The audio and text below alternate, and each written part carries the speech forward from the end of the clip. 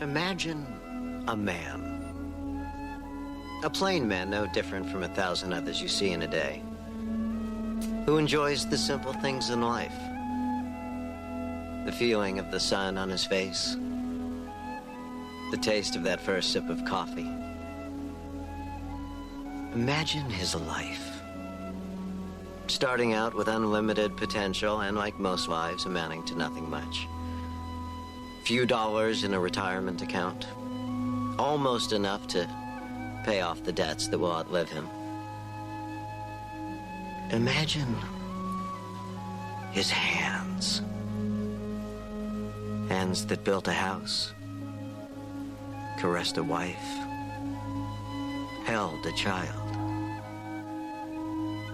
Hands that sculpt, shape, and create. And now, imagine his death. Imagine his face contorting in pain as the poison courses through his veins.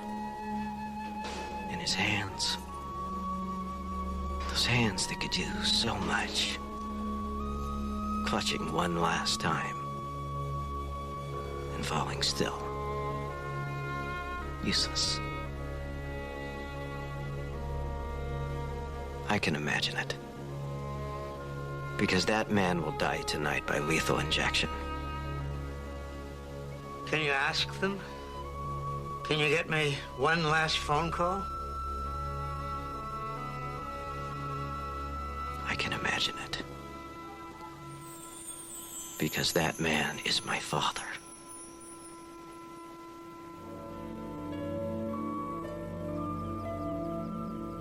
You made $65,000 betting on football game? Oh, yeah. It's all fantasy money so far, but my system is good. So good that I'm thinking about going to Vegas this Sunday, and I'm happy to accept investors. I know some gamblers who went broke. They all had systems. Not like mine. Oh, well, that's good, because none of the other guys ever said that. Tell you what I do. I take a look at both of the teams, and then I study their strengths, their weaknesses. And then I analyze their game to the smallest detail. Then, I bet on the club whose mascot would beat the hell out of the other team's mascot. What? Very simple. Dr. Mark Sloan, line 5. Dr. Mark Sloan, line 5, please. I'm gonna put you down for a couple hundred, okay? Hey! Dr. Mark Sloan. Yes, of course I remember you. I'm going to die tonight, Dr. Sloan. Yes, I know. I'm going to die because you put me here. Oh, I didn't put you there. You put yourself there. You murdered 52 people. I just caught you. You caught an innocent man. You had a chance to prove that at the trial. The jury didn't believe you, and I don't believe you either. Are you so sure that you'd stake my life on it? Look, if you're looking for a pardon, I can't help you, and I wouldn't if I could. Oh, I don't want your help. Then what? I want you to see what you've done. I want you to watch me die. Why? You owe me that much. All right. I'll be there. For 3 years, Louis Sweeney held this city in a grip of terror. 39 bombings, 52 deaths, hundreds of injuries, millions in property damage. And you can ask me whether I think he deserves to die tonight? Some people believe that Louis Sweeney isn't the son of you bomber. Yeah, some people believe JFK was killed by space aliens. I can't help them either. I'm not a psychiatrist, I'm a prosecutor. And you're up for re-election in, what, a month? And you're implying that I would execute an innocent man to further my political career? Is that something you really want to be asking me? During the trial, even you conceded you had no idea what Sweeney's motive could be. No, I still don't. No one's ever been able to figure out the reason for the bombings or why he chose the targets that he did. And that doesn't make you think that you might have the wrong man? No, it makes me glad that he'll be dying tonight. Isn't that right, Dr. Sloan? Well, I'm not here to celebrate. Every man's death diminishes me, for I am all men. Is that it? Something like that. Well, if that's true, I'll be glad to be diminished tonight. Oh, hello, Carter. Hello. Listen, I know how hard this must be for you. If there's anything that I can do My for you... father would like to speak to you. There's a question I need you to answer before I die. I'll try. Why you? You mean, why did I help the police track you down? Burnside couldn't have won the election unless he produced a body. The police wanted to close their case. But you, Doc, what was driving you? Innocent people were dying. Oh, innocent people are always dying. Muggings, drive-bys, tainted hamburger meat. Why this set of victims over another? I did what had to be done. Oh, yeah, I see. I get it. Nothing personal. Just a feeling of civic duty. Huh? Except for your little whim, I could have spent the last 6 years of my life with my family. And how many more people would have died? I'm not the bomber. Then why did the explosion stop when you were arrested? I imagine the real bomber figured it out, that if he stopped, I'd pay for his crimes and he'd go free. At least, I hope that's what it is. It's the only thing that gives any meaning to my death. I hope you find peace, Louis. Oh, I have. I have, Doctor. It's you I'm praying for.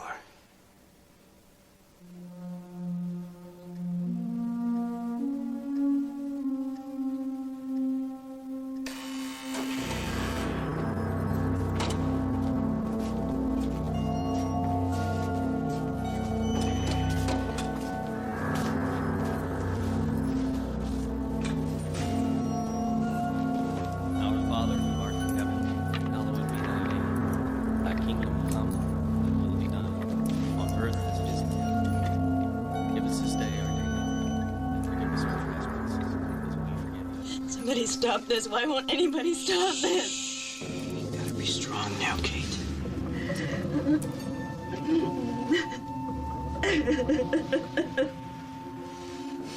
They chose to be here, Mark. To watch their father die. That's what they want.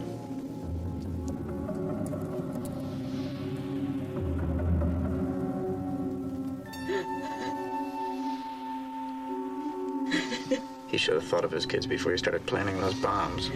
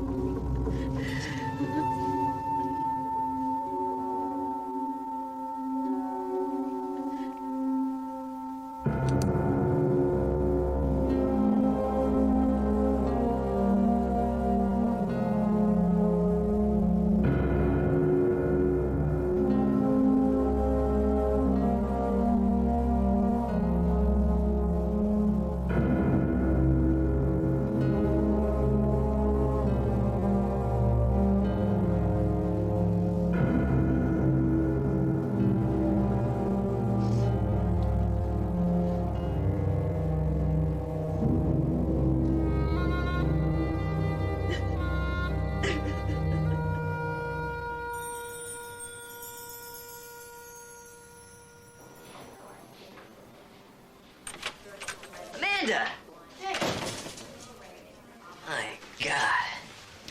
You look absolutely beautiful. Jesse, I have been working on a 7-car pileup since dawn. I haven't showered. I haven't eaten. My eyes are bloodshot. I'm covered in gore. And you have the audacity to walk in here and tell me I look beautiful? And yet your natural radiance shines through. The true measure of beauty. Nothing can obscure it. No and goodbye. But you haven't even heard what I have to say yet. If it needs that harder to sell, I'm not interested. Goodbye. How would you like to be financially independent? I am. How would you like to be obscenely wealthy? I am. You are? Yes, you see, my father set up a trust fund for me when I turned 18. Oh. How would you like me to be obscenely wealthy? Goodbye. Amanda. Hey, Agent Wagner. What brings you back into town? We need to talk. Alone. Oh, sure. Stay. I'm busy, and it'll have to wait. No, I just flew 7 hours from Quantico to have this discussion, and we're gonna have it now. Dr. Jesse, did you hear that? I think they're paging me. No, they're not. We're in the middle of an urgent autopsy. I cannot be interrupted. And I said all that I had to say to you on the telephone. Yeah, to my answering machine, not to me. You can't end our relationship that way.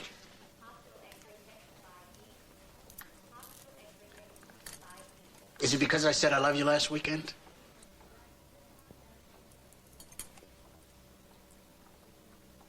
Didn't you just get paged? I don't think so. I could be wrong. Yeah. Because I said I love you? Maybe. And you don't love me? I didn't say that. No, you didn't. That's why I'm here. That's why I'm not going to make this easy for you. You've never made it easy for me, Ron. Not from the moment that we first met on that 747 wreckage. But I warned you about what would happen if we continued to see each other. You saw me anyway. But the point is, everything turned out exactly the way I said it would. You live on one coast, I live on another. Aren't we happy together? What, a day or two at a time? It's my marriage all over again.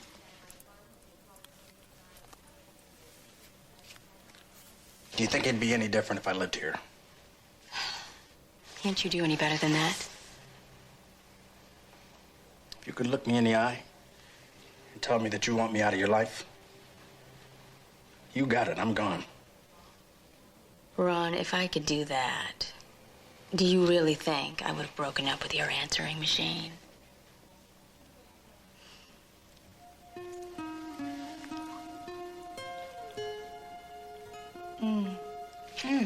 I'm sorry, I got blood on your shirt. I think I'll have to clean one at your house. I think you did, too.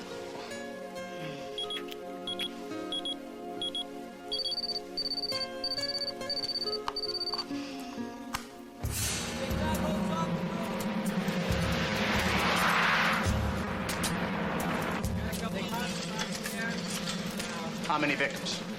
5 so far, but we've just begun the digging. How many people do you think were in here? Well, the building was declared structurally unsound after the quake. The INS moved into new offices and the homeless came in. It's been cold and wet. No telling how many people took shelter here. In here, Dad. What are they doing here? I invited them. I think the FBI can investigate the simple firebombing of an abandoned government building. It's not a simple firebombing. I've only done a preliminary examination of the dead, but the corpses' bodies are riddled with brass screws and finishing nails. I found this in one of the victims. I'll have it analyzed. You want to tell me what I'll find, Mark? It's African walnut. Okay, so the shrapnel found in the bodies, screws, nails, and slivers of African walnut. You got it. What am I missing? We've seen this before. Fits the MO of a known serial bomber. Well, great. Let's go pick him up. You can see him down at the morgue, Ron. He was executed last night.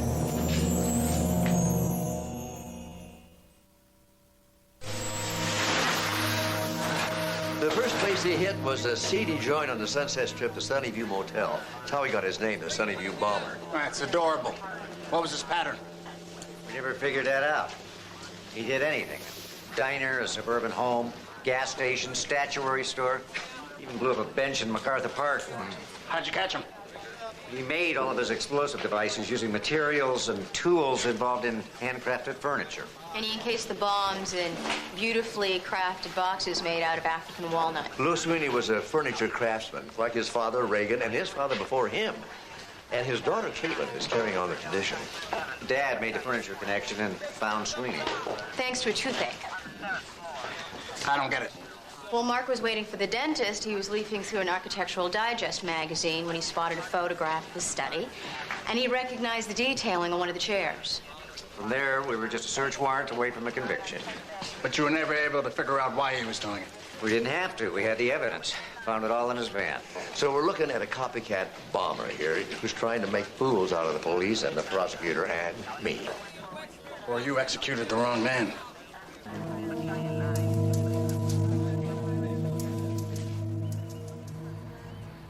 No, it's out of the question. We're only asking you to do it for a few days. If I bury evidence linking this bombing to Louis Sweeney, I bury my political career along with it. We don't know that they're connected. It doesn't matter if they are or not, Detective. It happened 6 hours after the Sunnyview bomber was executed. Carter Sweeney will make that connection for us on this damn radio show. Let him. We don't have to help him do it. If he finds out that we're suppressing evidence linking the two, it'll look like we're covering up the execution of an innocent man. Look, if we go public with what we have, we're going to give the copycat exactly what he wants. We're going to smear the justice system and exonerate a guilty man. And destroying you and my father in the process. Yeah. You see this, Max? See this, Max? I just got it. After Lewis Sweeney was executed, my approval rating soared 20 points. It's a lead I've been able to enjoy for, what, 10 minutes now? Let the press jump to conclusions. We don't have to. By saying nothing, we buy time to investigate without the reporters dogging our every step. The fact that the Sunnyview bomber used flathead brass screws as shrapnel never came up in the trial. Only a handful of investigators knew that, and the perpetrator. Now, how are we sure that we didn't execute an innocent man today? I'm not. What we need is a chance to determine the truth. One day. One day. And then tomorrow we'll see if you get another.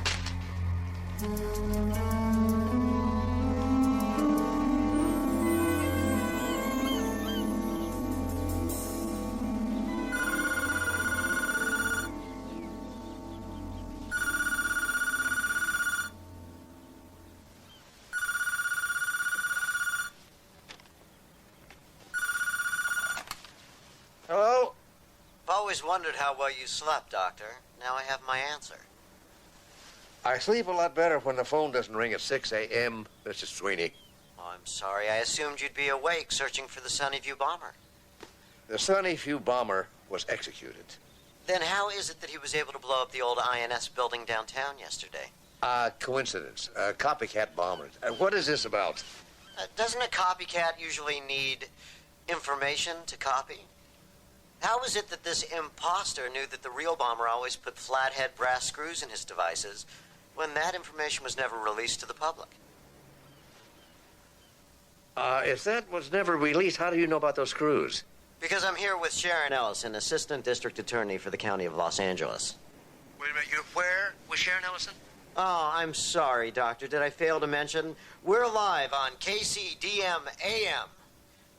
Sharon, I believe you and Dr. Sloan have something of a professional relationship. Yes, I successfully prosecuted Dr. Sloan for murder. I was framed, you know that. As we found out later, the DA's office issued him an official apology, and I personally sent him a lovely fruit basket. The good news is that you discovered the frame before Dr. Sloan was executed. That time we did. Lewis Sweeney wasn't so lucky. Lewis Sweeney's attorney spent 6 years searching for evidence to overturn that verdict. Now, they didn't find anything because he was guilty. Or because it was in everybody's best interest to keep such evidence hidden. Are you suggesting that there's a cover-up in the DA's office? The case against Lewis Sweeney was terribly flawed. I know because I was originally assigned to prosecute him. Well, then you know that there was a van full of evidence, don't you? Which I had reason to believe was planted, but when I took my suspicions to my superiors, they demoted me to second chair and put Neil Burnside in charge. And as I recall, it was Burnside's successful conviction of my father that led to his election as DA. Let me ask you this, Miss Ellison. If you really believe that Lewis Sweeney was innocent, how could you stay silent? I was scared. I have a hard time imagining you being scared of anything. Look, Neil Burnside's enemies have a way of losing their jobs, their careers, even their reputations. I had worked so hard to get where I was. You overcame your fear just suddenly this morning, Yes, I did. When I saw the pictures of Lewis Sweeney's body and realized that my inaction had allowed this to happen, I knew that I could stay silent no longer. And that's when you decided to run for Neil Burnside's job. Oh, wait, that's what this is. This is a campaign commercial. Some people might call it a quest for the truth. Look, there's a copycat bomber out there, and instead of helping the police, she's using him to win a campaign. I've faced my culpability in Lewis Sweeney's death, Dr. Sloan. I think it's time that you faced yours. I have done nothing wrong. My father said exactly the same thing to me, just before they took him to his death. We'll continue this right after traffic with Kate. What?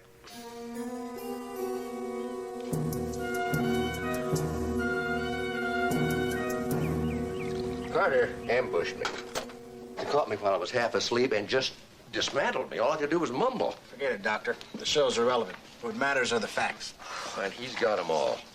And Sharon Ellison to help use them against me. How did that happen anyway, Ron? Did you have an agreement with Burnside? Yeah, we do.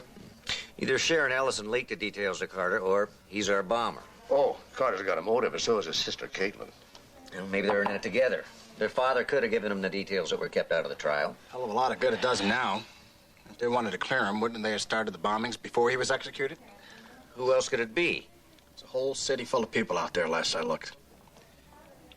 What if the Sunnyview bomber were 2 people all along? Well, then why didn't this secret accomplice strike until now? Why start the bombings in the first place? Find the original motive and all the other pieces fall into place. Oh, I can't argue with that. Hi. Hey, guys. I just completed the autopsies on the victims. Unfortunately, no surprises there. Did turn up some blood on a finishing nail found at the scene. Doesn't mean anything. It could have passed through one or more of the victims at the blast. I already checked that out. The blood doesn't match any of the victims. But it could match one of the suspects. We don't have any suspects. I can think of a couple. It's too early to concentrate on just one possibility, particularly when we have no evidence to back it up. Well, there's going to be some. With your help, Tessie. Dr. Travis? Hi, I'm Sally Preston. You're it. Well, I'm the station manager, if that's what you mean. How can I help you? Well, why don't you have a seat, roll up your sleeve, and we'll get what we can. Excuse me, what are you doing? Well, apparently I'm wasting my time and the hospital's money. I don't know what you're talking about, but... Do you see these 2 nurses over here? Do you think that they work for free? And the bloodmobile outside, do you think that we have a whole fleet of them waiting around for some adolescent shock jock to use for his idiotic practical jokes? KCDM is talk radio for adults. We don't do practical jokes. Oh, really? Then what do you call arranging a blood drive and then having nobody show up? Look, I don't know anything about this. Can you tell me who you dealt with? Right, sure. Why don't we just turn on your radio station and listen to Gus Dallas right now brag about how he's arranged the largest blood drive that L.A. has ever seen? Gus Dallas is on KLMV. This is KCDM. This is the wrong station. I'm yelling at the wrong person. No, this is the right station. Sally, go email everyone in the building and tell them to get their veins down here right away. I'm sorry, Carter. Did you arrange this? I'm arranging it right now. Gus Dallas can't touch us in ratings or demos. Does he really think we'd let him beat us on a blood drive? I didn't know that forensics had become such a spectator sport. You're having a bad day. Yeah, you could say that.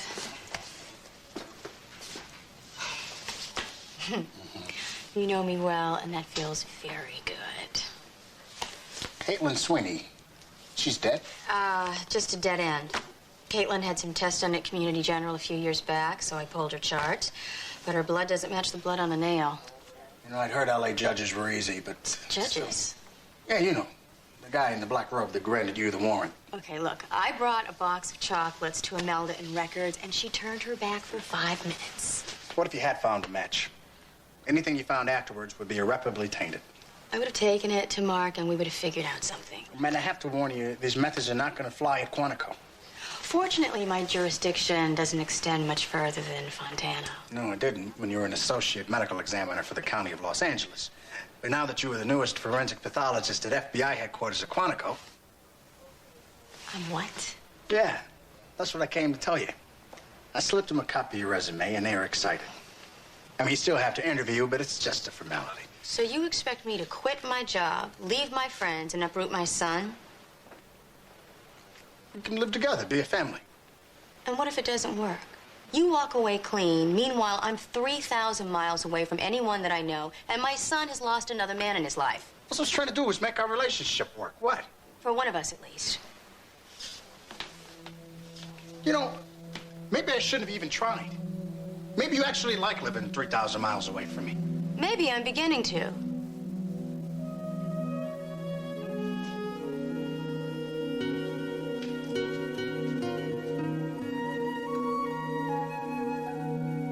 Hey, guys. Just got the result of the DNA comparison between Carter Sweeney's sample and the blood we found on the nail. It's a perfect match. No, that didn't seem to help Marcia Clark or Christopher Darden much. We're a long way from court. We can't even arrest Carter Sweeney based on these results. So what was the point of doing it in the first place? Now we know he's guilty. Yeah, well, now we get to be angry, frustrated, and powerless. I liked it better when we didn't know. Well, Amanda, we got him now. Now all we have to do is get his consent to repeat the test. Oh, and he's just going to give it to you. Maybe he will if he has no choice. Just to see how he likes being ambushed himself. I want to thank you for agreeing to appear on my show, Doctor. It can't be an easy thing for you to do. Well, I figured I had to. Even so, you don't have to be here, facing your harshest critic on his own ground. It takes courage, and I respect you for that. Well, this isn't about me. This is about preventing any further killings. So you concede that the Sunnyview bomber is still out there? There's a bomber out there planting bombs, and people are being killed, but it's not the Sunnyview bomber. That was Lewis Sweeney, and he was executed for his crimes. My father maintained his innocence to his death, did he not? Yes, he did, but that doesn't make it true.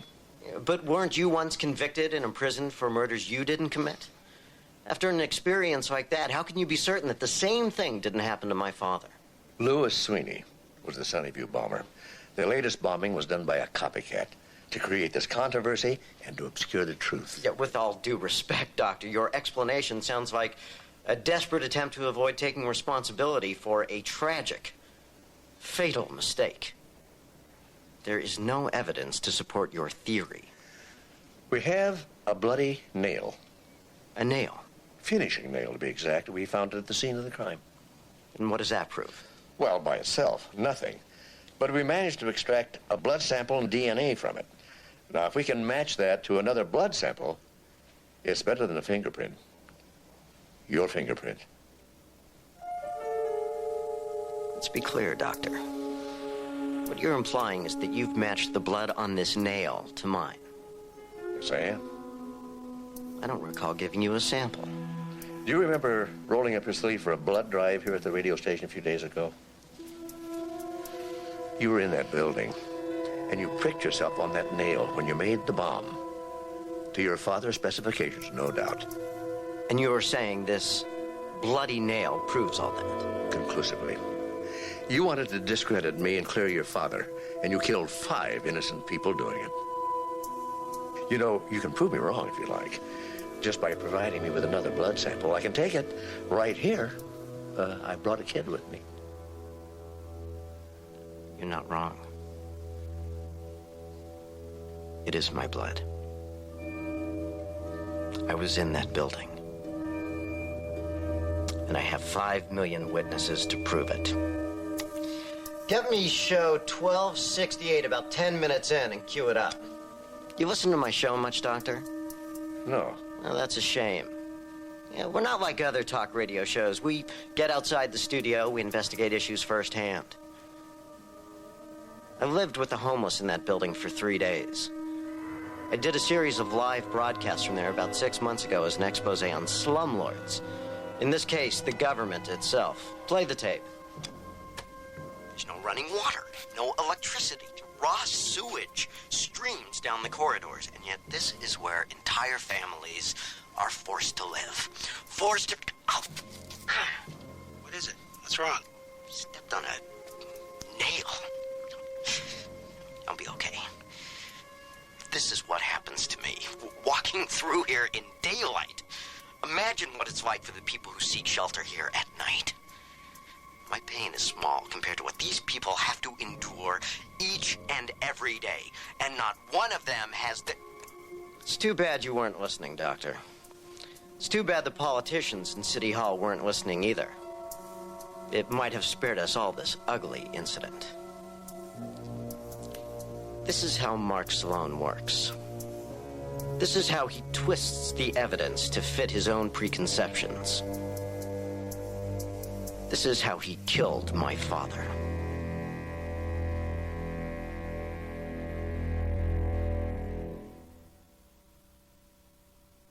Pinkett Smith and Green Day tonight on CBS.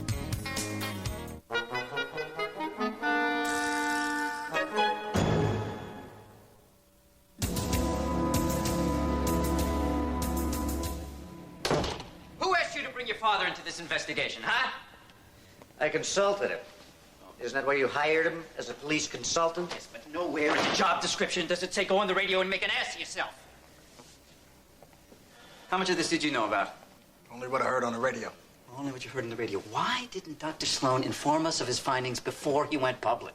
My father didn't feel he had enough to make an arrest stick. He was just trying to give us what we needed. He is a doctor. He's not a homicide detective. It's not his job to make those decisions. It's mine! I don't understand who the hell he thinks he is. A man who has solved more murders for this department than any police officer. I haven't heard any complaints up until now. Well, up until now, he hasn't gone public and made fools of all of us, has he? Come in. You wanted to see me? Yes, thank you for coming over so quickly. It's not often that I get an urgent summons from the district attorney, at least since you've transferred me to West Covina. Well, I'm going to reassign you effective immediately. Transferring me to an even smaller, darker corner of Southern California may make you feel better, but it's going to look like political retaliation to the voting public. I'm sure that it would, and that's why I would never do anything like that. What I'm going to do is I'm going to ask you to reopen the case against Sweeney, and I want you to take over the investigation of the new bombing. There's no case to reopen. We convicted the right man. Well, after your father's performance today, I'm not so sure. And I need an objective view. Oh, so you bring her in? Her mind's already made up. I think we'll get a cold, honest appraisal of the facts, won't we, Counselor? I'll do my best, sir. To destroy my father for a few more votes. Can't you see she's got an agenda? Don't you? Huh? One more word out of you, Detective, and you're off this investigation. Excuse me. I'm really not interested in your personnel issues and your local politics. I have an investigation to conduct. And unless you have something relevant to add to it, I'd really like to get back to work. We don't need your help. This isn't a federal case. Oh, it became one when a government building was destroyed. Yes, it did. Yes, it did. Yes, it did, with the understanding that this office would be in charge of the investigation. So from now on, you're going to coordinate all your activities through me. Dismissed.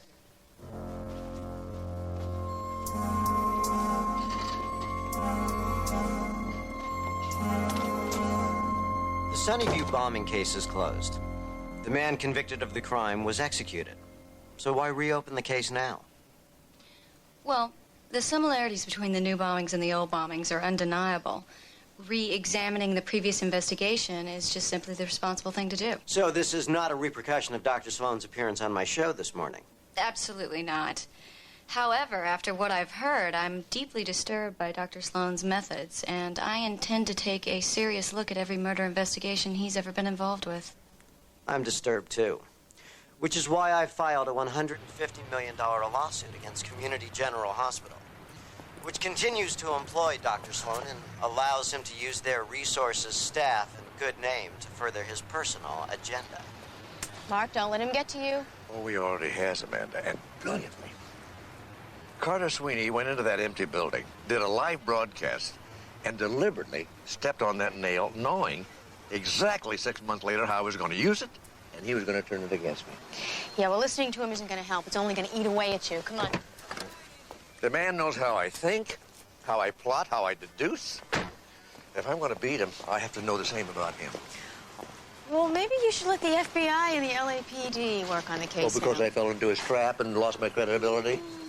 You know, I can't back down now. If I let him get away with this, it'll cast doubt on every murder conviction I was ever a part of. And worse, murderers could go free. Oh, I don't think it'll come to that. Well, I'm not going to let it happen. See, right now, he thinks he's won, which is going to make him careless, just like it made me. Mark, you weren't careless. We just have to work harder the next time. Thanks. I will. Take care. Amanda. Wait. There's nothing that you can say that's worth waiting for. I was wrong. Wrong? That's an understatement. Okay, how about selfish and insensitive? Arrogant. Tyrannical. Contemptuous. You're getting warmer. Keep going. How about well-intentioned? I just wanted us to be together. I want that, too. Good. Because I just told my boss that after this assignment is over, I'm moving to L.A. permanently. You're getting a transfer? But they can find a place in the bureau. If not, I'm going to find another job. I don't know if I can let you do that. So now who's the expert on what's good for everyone else? Well, what if things don't work out between us? Then I would feel like a complete idiot. But I can live with that risk if you can.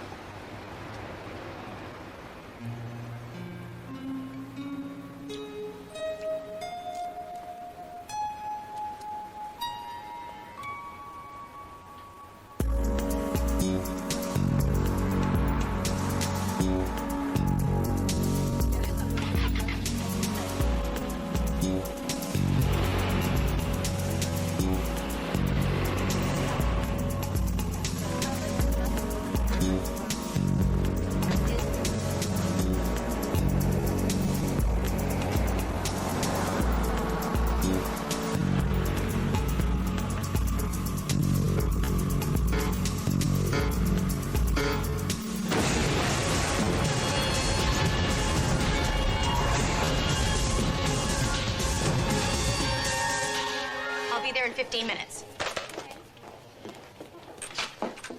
Dr. Bentley, Miss Ellison, I'm very busy. I can't talk to you right now. Actually, you can. There's been another bombing, and I just received the call.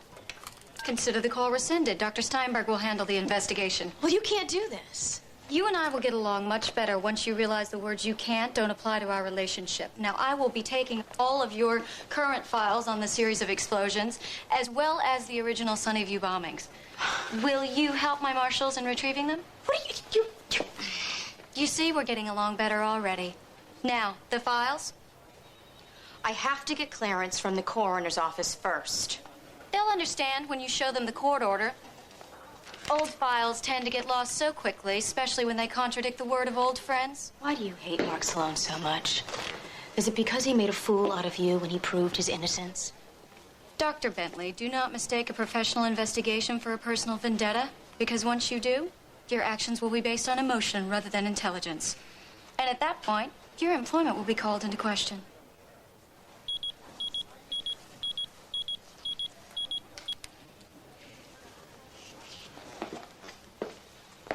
Excuse me. What's the emergency? Your career, and whether or not you want to have one tomorrow. I don't need to be rescued from a fight. Unless it's one you can't possibly win. What are you talking about? She nearly accused me of conflict of interest. Amanda, you've made your loyalties clear. There is an appearance of conflict. If you fight to stay on this case, you're only going to make that appearance worse. I know that woman, and she will twist the facts to make Mark Sloan out to be the bad guy and Carter Sweeney an innocent victim. I won't let that happen. She will not follow up on evidence that leads to Carter Sweeney. All right. If you can tell me without a trace of uncertainty that Mark is right and that Carter Sweeney is the bomber, then we will go back into your office together and we will fight Sharon Ellison until her career is ruined or ours are. I'm ready. But if you have any doubt at all about Mark's conclusions, if there's even a tiny chance that Sweeney is not the one, then walk away.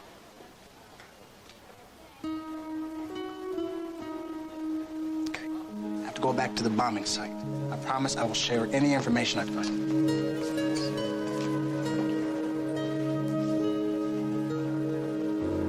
Flathead brass screws and finishing nails. It's the same purpose. I wonder what his favorite radio station is.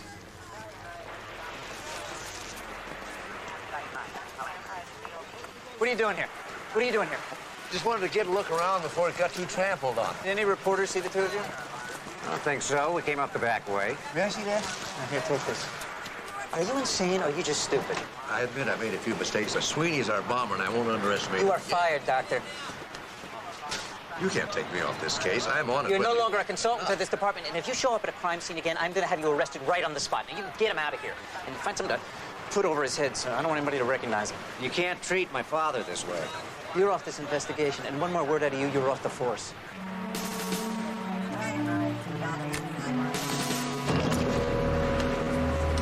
Let's go, Dad.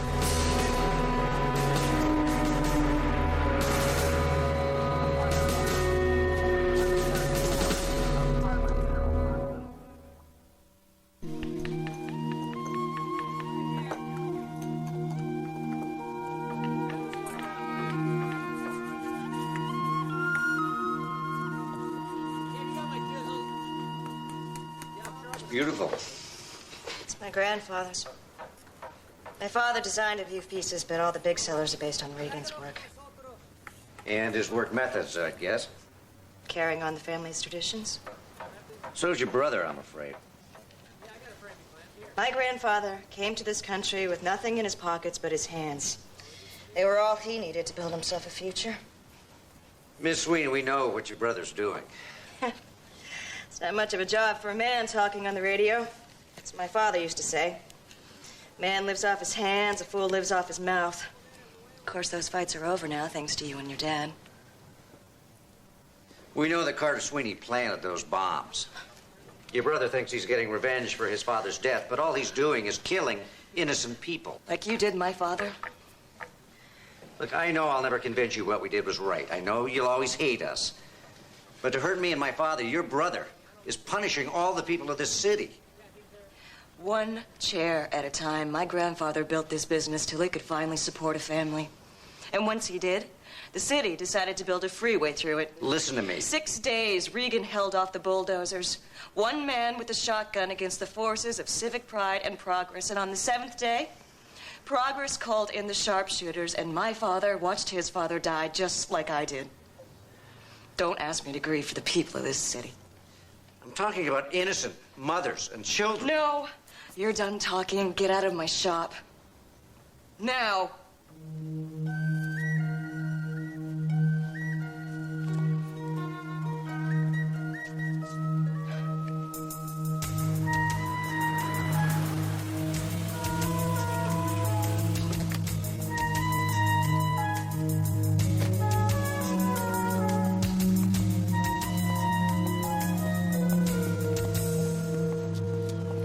Where are you going? Well, I'm thinking about Las Vegas, using my sports betting system to bankroll my career as a professional gambler. You already have a job. And if you want to keep it, you better get in there and get dressed because your shift started an hour ago. Mark, where have you been? I don't practice medicine here anymore. What do you mean? The hospital put me on disciplinary leave until they can decide whether or not to fire me. Jesse, you're the best doctor in the ER. Thanks, but it's not about that. They got 120 million other reasons. It's about taking Carter Sweeney's blood under false pretenses, or as they put it, ordering unauthorized, unnecessary, and unreimbursed medical tests. That's not your fault. It was my idea. I asked you to do that. And I should have refused to when you asked me, but I didn't. I would do the same thing if you asked me again. And see, that's why they should fire me. I'm incorrigible. I'm not going to let them do that. Look, Mark, when I'm in my penthouse suite in Vegas with a couple of showgirls under each arm, none of this will have ever mattered. You stay right here. I'm going to talk to the board of directors. Mark, wait, you don't have...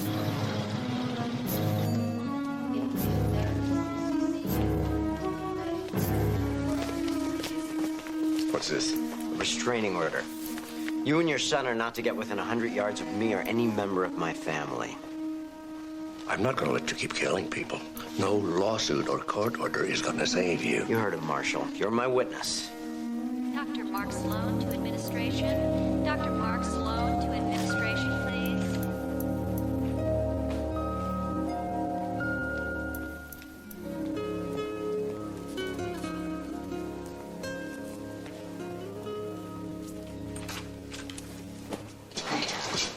You're not supposed to be here. Yeah, I know. Everyone's made that abundantly clear. I mean, it's your day off. We could be spending it together. And we are. You're helping me pack. You can start by stacking these boxes over by the elevator. I don't understand. Well, these are my personal files, and I'll need them in Quantico. Quantico. Yeah, the job's still available, isn't it? Yeah. Well, I'm taking it. Why aren't you smiling? I thought your life was here. It was. But the board of directors is about to suspend me, and the city's going to fire me as adjunct county medical examiner, so why should I give them the satisfaction? So you're taking the job with the FBI to spite them? Well, Ron, I could really go anywhere, but I'm choosing to go with you because I love you. Damn. Now I'm gonna have to clean out some closet space. No, you won't. I'm gonna get my own place. I thought you just said... I did. But moving in together is a step we're not ready to take. Besides, there's someone else in the equation. Oh, CJ. I don't know how to talk to kids. You'll learn. You'll learn. You're the only people I know who find the morgue romantic. Okay, what are you doing here? I heard that Carter Sweeney was going to serve my father with a restraining order. How'd you hear that? I got one, too. Hey, I'm on the next flight to Sin City. This is your last chance to share in the fortune. This way.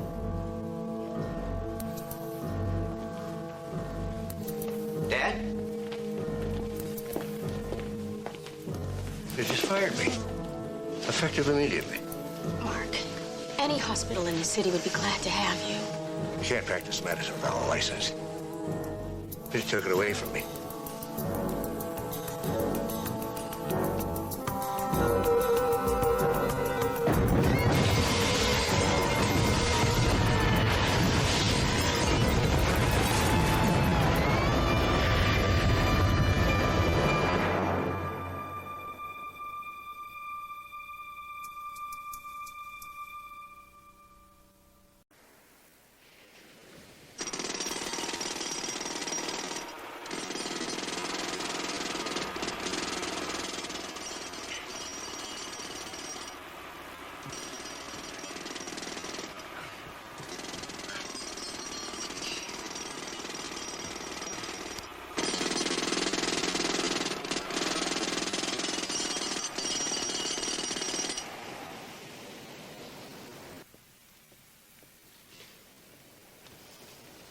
They finished? A few more days, week at the most, they'll have the floor dug out and they'll be able to start shoring up and resurfacing. I'm not gonna last that long. You know, maybe you ought to work a different shift for a few weeks. Dan, it doesn't work that way. Well, can't you tell the criminals what time to do their crimes? No, I think the only solution is for me to move. Well, you know, I could probably get you a good deal on a hotel. No, actually, I've been meaning to talk to you. I was thinking that, you know, maybe it's time for me to buy my own place. Well, I guess a house is a good investment. Yeah, that, and plus it'll be closer to work. Yeah. Of course, there's also the tax write-off. You know, the thing is, it's always so quiet and peaceful here at the beach. What? I said it's so peaceful and quiet here at the beach. Good morning, Lana. It's 6:55. The exterior temperature is 64 degrees Fahrenheit and rising. Is the pool ready? The pool water is stable at 82 degrees Fahrenheit. Open the pool cover then.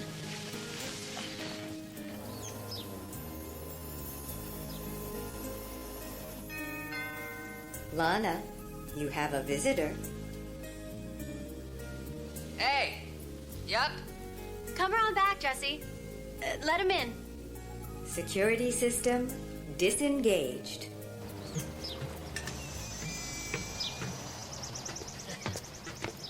Wow. This place is something. Thanks. Hi. My dad said he built it just so that I'd move back home. I guess it worked, huh? Guess it did. Hey, is there a place I could put these on? Yeah, the bathroom's just off the kitchen. I left some OJ on the counter. Hey, thanks.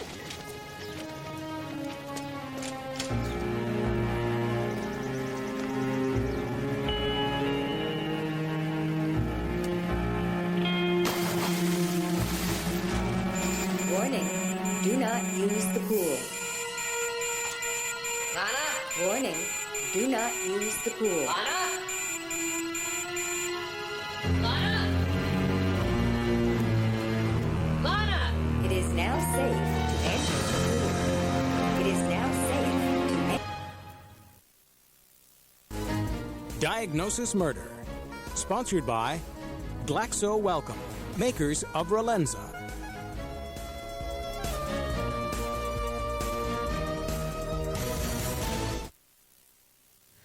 How could she have been electrocuted? Well, probably a short in one of the underwater lights. We won't know for certain until we can drain the pool and our technician can do a full examination. How old did you know this girl? Lana? We were friends, kinda. What kind of? Well, she moved back to L.A. after college, and her mom gave her my phone number. So did her mother want her to be a doctor or marry a doctor? I don't know, a little bit of both, I guess. Her mom is a surgeon. She used to work at Community General. And this is Lana's father's house? Yeah, she was living here. It's sort of a temporary, permanent thing. Kind of like you and... Kind of like me and my dad. No, because that's like entirely different. No, she just moved in. And I've been living with my father forever. You guys have a great house on the beach, and you get along so well. I'm moving out. Really? Yeah, I've already got a realtor looking. Jess, don't mess with that, will you, till we're finished? It wasn't me, it's the computer. The computer closed the blinds? The entire house is wired. A state-of-the-art computer runs everything. The blinds are set to adjust and close every time the sunlight hits it at a different angle. Well, you can do that? This house can do anything. It even warned Lana not to jump in the pool. And she did anyway? I don't know, I was here in the kitchen. You wouldn't happen to know the name of the company that installed the system, would you? Guess we could find out.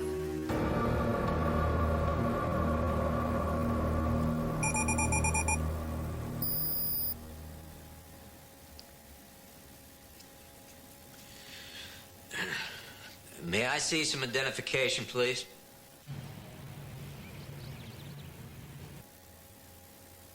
Lieutenant Steve Sloan.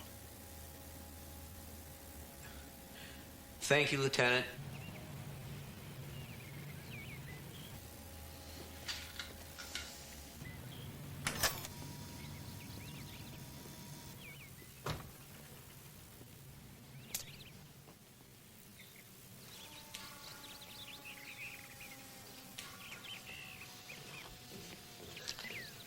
Lieutenant? Your system opened the door, Mr. Locatelli? Bruce, please. Yes, it did. It also sensed your presence and turned on the lights. Would you come to my office? Your sound system on sensors, too? And he shall have music wherever he goes. If you don't like the selection, my CD library is at your command. Or actually my command. It only responds to voices it recognizes. Is this the same system you installed at John Kravitz's house? Terrible tragedy, that.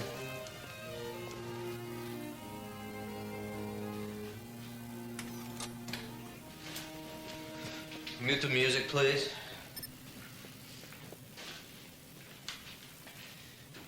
What's that? A video capture, a hell of a lot better than a printout. Who decides where the cameras go? Well, you pay, I put. What's to keep you from spying on your customers? The entire system is double password protected, so when you contacted Mr. Kravitz, he dialed in, entered his secret password, which allowed me to use my password to open the system and show you, well, this. Hal, if you would. You named your computer Hal? Yes, after the movie. It was kind of a joke. Didn't Hal kill people? Well, it seemed like a good joke at the time. Of course, I named him before I saw this. Warning, do not use the pool. I think that's enough. Do not use the pool. Can you give me a copy of that? Well, had it made as we spoke. Now, you'll find that my system not only sensed the short, but closed down to the power to the pool as well. What you're saying is, if that young woman had been anyplace else but in the water at the time of the short, this never would have happened. The Locatelli home command and control system is not just another means for you never to touch another doorknob, Lieutenant. It's the most powerful home security and safety system on the market. Well, I mean, the first time I heard of you, I was in high school, a mere child, really. You were in the newspaper. I said to myself, that is what I want to be. A medical examiner. You? Oh, I wanted to be you. Oh, how nice. And here I am, a third-year medical student, and not only talking with my idol, but actually working with her. Oh, I hope you don't mind my saying all of this. Oh, not at all. Carry on. If I could just be the next Dr. Amanda Bentley.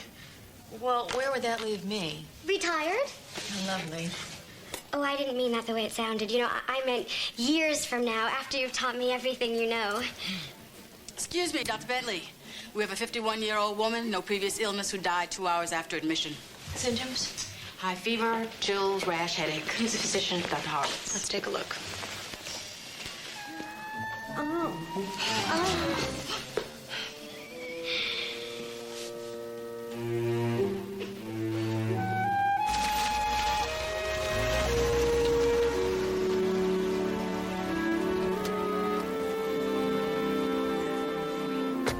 I'm telling you, Dad, I've seen the future and it works. Dr. Sloan, I presume. Yes, how do you do? Will you be sharing the house with your son? Well, actually, we already share a wonderful house. Because there's a 3-bedroom model I can show you. Oh, no, this will be fine, thanks. Open says me. And 5 years, every new house will come with these features. Always wanted to be on the cutting edge. It took some looking, but this place has got everything you asked for and more. The study's been converted to a safety bunker. It's fireproof, earthquake-proof, and riot-proof.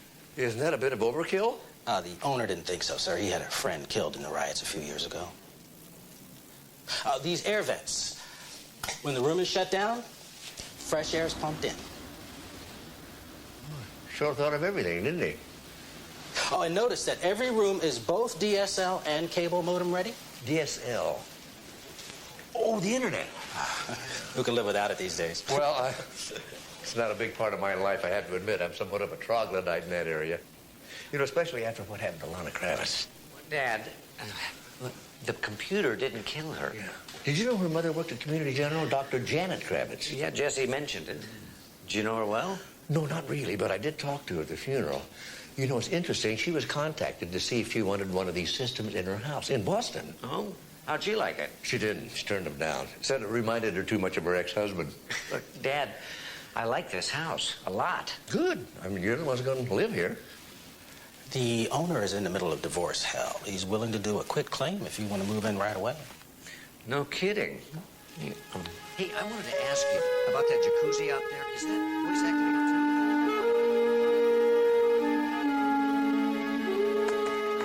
Ellie, thank you for doing this for me. Oh, it's my pleasure. I love the internet. It's how I keep up with my parents, my grandparents, my boyfriend. In fact, these days, it's practically the only way I talk at all. You know, I didn't even know the hospital had a website.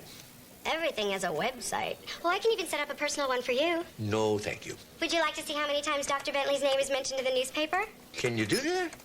I can find anything. What if I wanted to find a computer system for my home? Could you find that?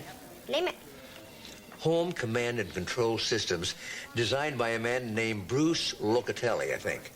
First, we go to a search engine.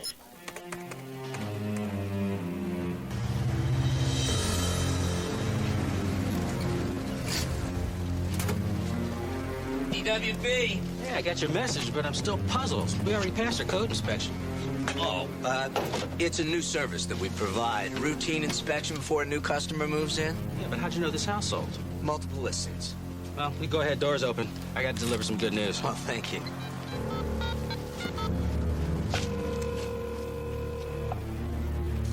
Oh, that's great. Closing tomorrow at Valley Brook Federal, 2 o'clock. Right, thanks. Hal, are you there?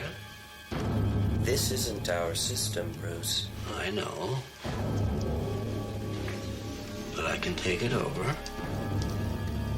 And no one will ever know that we were here.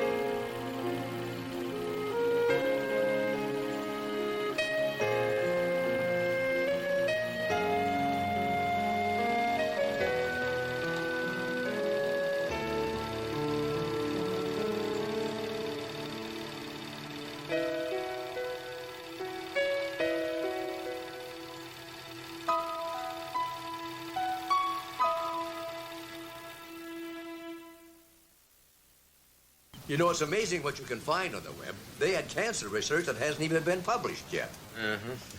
And then I looked up old Fred Astaire movies. They had a nearly complete list of all the credits. What do you think? Donated. Then I found something else remarkable. Did I actually ever wear this? Yeah, you did. I found home command and control systems. Dad, that death was an accident. I mean, I had long conversations with the father, the mother. I checked with the friends. Nobody suspects foul play. That's exactly what Sybil Thorsten said. Okay, Dad, I'll bite. Who is Sybil Thorsten? Denise Thorsten's mother, up in Hartford, Connecticut. And the connection between Denise Thorsten and Lana Kravitz is what exactly? They both died in pool accidents, and both houses had Bruce Locatelli's system in there. Dad, computers do not kill people. Well, doesn't that strike you as just a little bit suspicious? Well, was there any other connection between these deaths whatsoever? None I know of, no. Well, then no, I don't. And I don't worry about my house having a system either, Dad. I mean, this Bruce character didn't even make mine. Well, this isn't about your new house. No, of course not. You know, maybe it'd be a good idea just to shut it off until we look into this a little further. Dad, I like my new house. You know, the computer system's one of the reasons I bought it. And the police investigation was very thorough. You think I'm being foolish, huh? No, not at all. Couldn't talk you out of those either. Heck, no, these are keepers.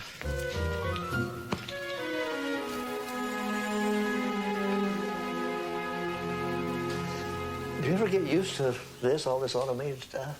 Honestly, I've gotten to the point where it annoys me to have to use a light switch. Excuse me, Mr. Locatelli, I'm finished, unless you need... Oh, no, Maria. Hasta mañana. Hasta mañana. Gracias por todo. That's why you knew Eddie? My house manager. Couldn't live without her. Does the computer respond to her voice as well as yours? Yes, I programmed the system with a full Spanish vocabulary. Please, sit down. You can restrict access anytime you want? No, I can do anything. You can, not your computer. The computer's only as good as the programmer. You know, that's almost the same thing my son said when I presented him with a very curious coincidence. I was checking out your system on the internet. Denise Thorsten. You knew about that? You think the police didn't investigate that death, too? Would you mind explaining what happened there? Well, it seems she ordered the pool cover to close while she was still in the water. Why would she do that? She was drunk. And you're positive it was Denise that gave that command? That's what the computer records show. Is it possible for anyone else to issue a command to this system? You, for example, you got into the Kravitz system. All my systems are double password protected, so no, not without the owner's permission. I don't know that much about computers, but Jesse told me those systems have a, what'd you call it? Backdoor. So the manufacturers can correct errors in the program. So you do have a means for getting around the double password system, don't you, Mr. Locatelli? You know, I really hate to do this. Do what? What I'm about to say, to backdoor into a system requires a high level of sophistication, not to mention a prior knowledge of the program's proprietary codes. And you meet both criteria. And so does my competition. Any particular competition? Donald Purdy. My system's beating the pants off his. Are you suggesting that Purdy deliberately killed Denise Thorson just to make your system look unsafe? And that is exactly the kind of accusation I didn't want to make. That jerk. I bet he led you right to me, huh? As a matter of fact, he did. You know why? Because I'm going to put Bruce the Goose out of business. Sounds like you two have quite a beef going. He stole my system. I ought to kill him. Yeah, well, what about killing his clients?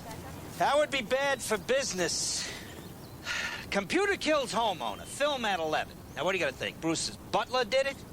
Or that any system on the market is suddenly suspect? The same could be said for Bruce. Accidents wouldn't do his business any good either.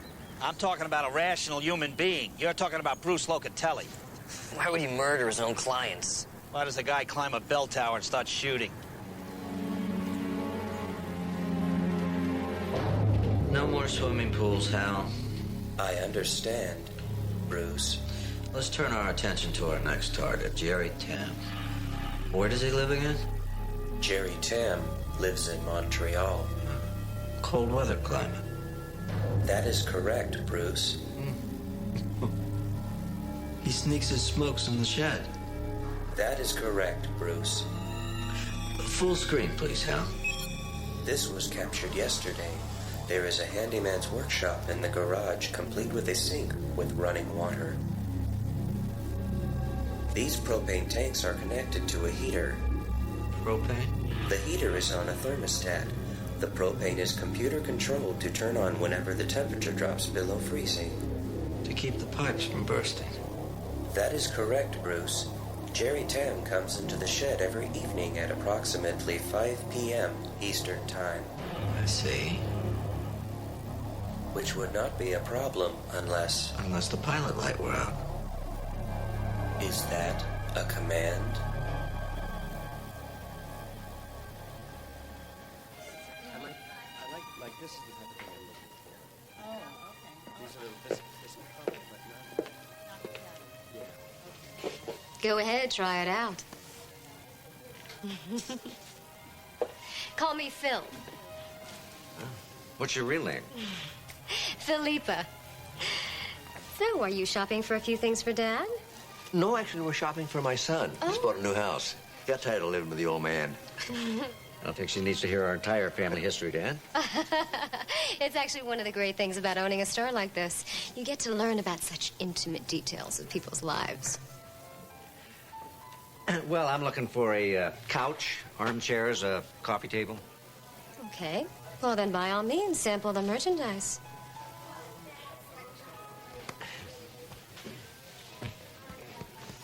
So, do you have any particular colors in mind? Well, this puce is nice. Okay. Does it go with your home's color scheme? I don't think it has a color scheme. My, you are first time. And an available bachelor. That obvious? Been shopping around for long? Not for furniture. 411. Meantime, on the 405, that SIG alert is still in effect at Slauson, and if you're on the 5, it is tough.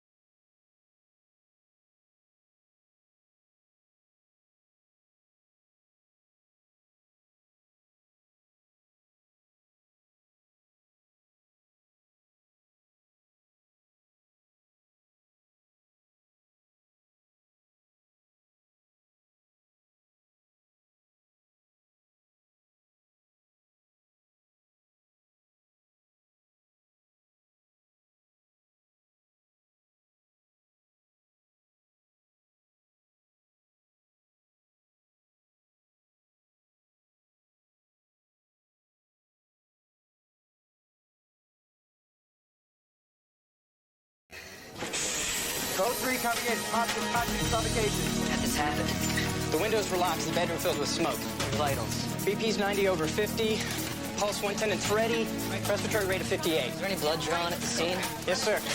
Let's get him into trauma 1. Look at that blood for CBC, electrolytes, lactate level, and carboxyhemoglobin. Get me an intubation tray with an 8mm tube, page respiratory for some stat ABGs. I want to start another line in the other arm and get a stat portable chest film. Got it. I'll call What were the presenting symptoms? Suffocation due to smoke inhalation.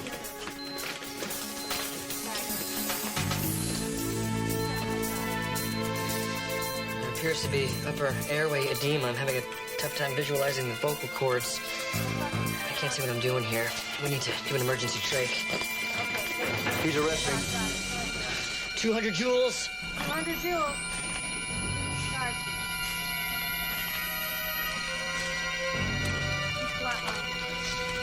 Clear? Clear. 300 joules. 300 joules.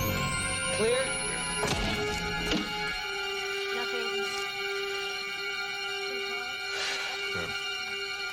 We've lost him.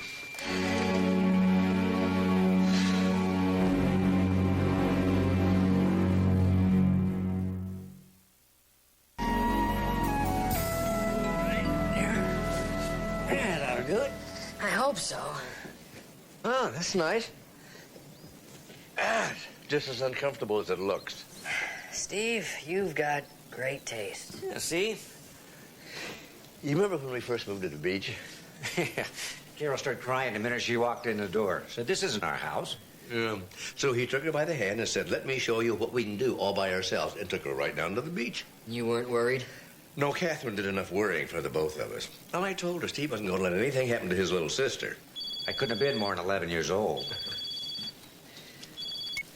Sloan here. Steve was always so responsible, even when he was a kid. Yeah, well, things were safer then.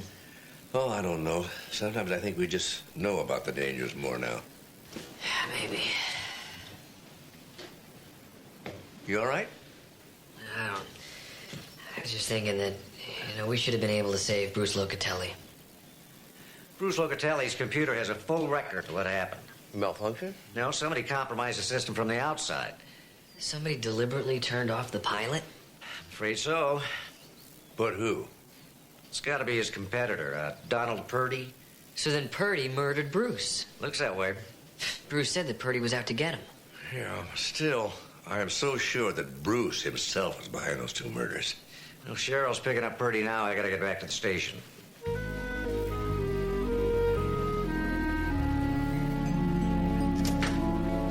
kind of police state you running here? Mr. Purdy's been read his rights and refused a lawyer. Oh, I got a lawyer, all right. Good one. Gonna sue you blind. You're facing multiple murder charges, Mr. Purdy. I wasn't anywhere near Brucey Boy. No, but his computer indicates an illegal intrusion initiated by your system. That's a lie. There's a printout. Take a look.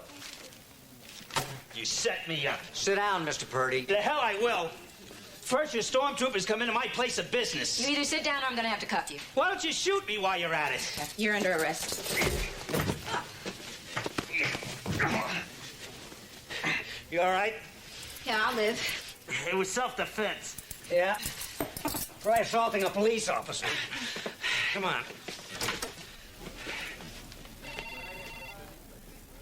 Steve said Purdy just hauled off a hitter.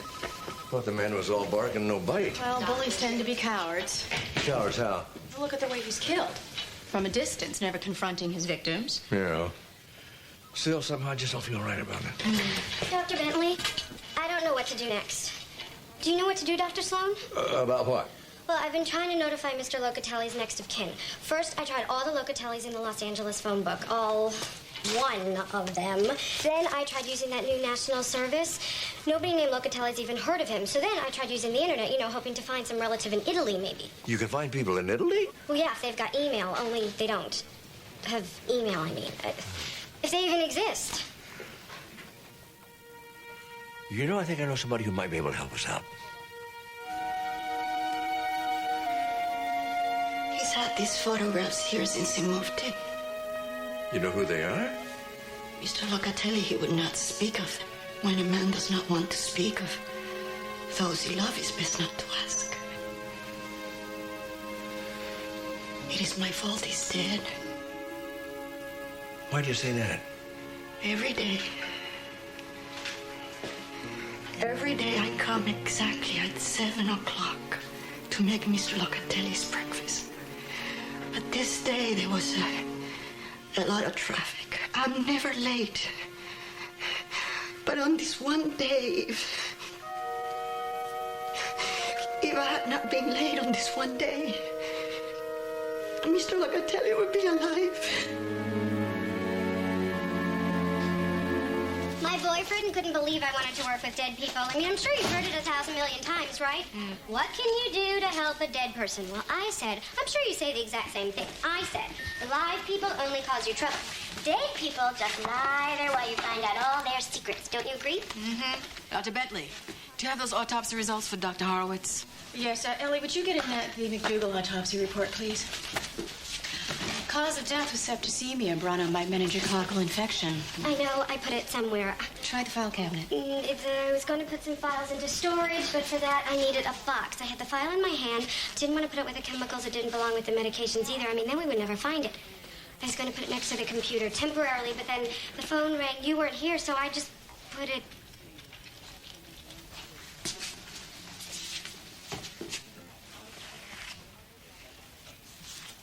Dear, I don't faint anymore. Mr. Luca. Oh, that's Mr. Locatelli. No, it's not. That's Mr. Luca. I could never forget Mr. Luca.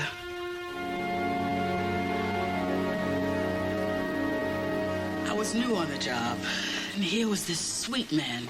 His son came in for a routine appendicitis. The boy had a ruptured aneurysm on the table, and I was elected to tell Mr. Luca that his son had died. I couldn't believe the depth of Mr. Luca's pain. I never thought I would understand pain like that. I was wrong. Wrong how? 2 years later, my son died. God, I've never recovered.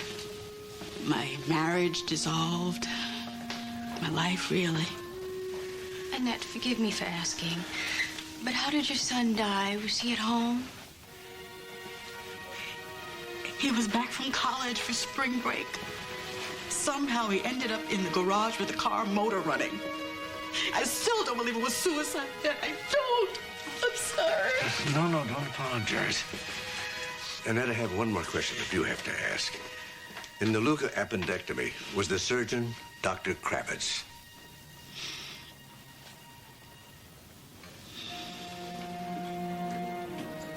Well, it may not be much consolation, but I can promise you that your son's death was not a suicide.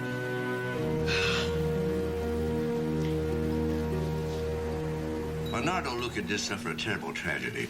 His only son, Carlo, got appendicitis. They brought him to our hospital, and during the operation, an aneurysm ruptured, and the boy died. Well, that's nobody's fault. I mean, that can happen to any surgeon at any time. Yeah, well, Luca didn't see it that way. He saw this vast conspiracy against him. He sued the hospital, the insurance company, everybody. Wasn't there a mortality review? Yeah, I chaired it, and the court threw his suit out.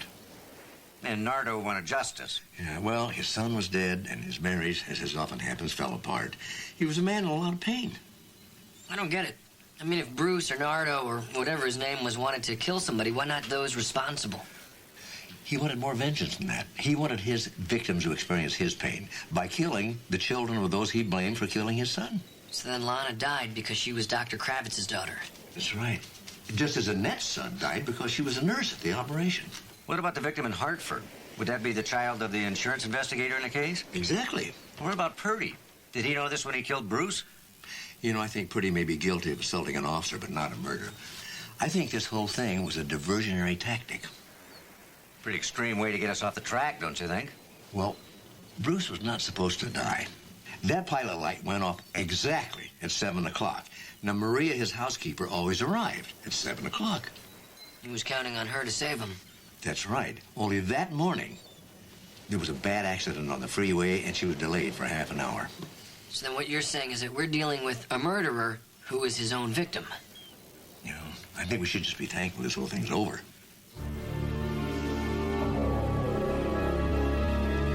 Admit it, Dad. Bruce's computer didn't kill those people. Bruce did. Yeah, I guess you're right. Well, did your system cook all this Chinese food? Actually, it was the Chinese restaurant around the corner, which seems to have forgotten the mushu pork. I'll go back. Oh, no, this is plenty of food. Good, too. You know, takeout's very important for a man who lives alone. Dad. Men don't cook for themselves. I rarely do it. Dad, it's not like I eat dinner at home that often anyway. Why do you think I know every takeout place in Malibu? Well, I'm very sorry to have disturbed you. And I'm very sorry for your loss. Man, what's wrong? I just pulled the pathology report on the Luca case, and a colleague of mine, Dr. Tam, did the autopsy. Did he lose a child, too? Yes. His son in Montreal an hour ago. That's impossible. Bruce died yesterday morning. Ellie's idea of an email alert. It's not impossible. What? How'd the boy die?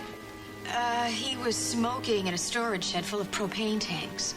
You know, Bruce could have programmed the computer to turn off the pilot light. So we've got a murderer who's still killing after he's dead? Man, in that pathology report, check to see everyone involved. See if they have children. Jesse, oh my God. Mark chaired that inquiry, and Steve has one of those systems.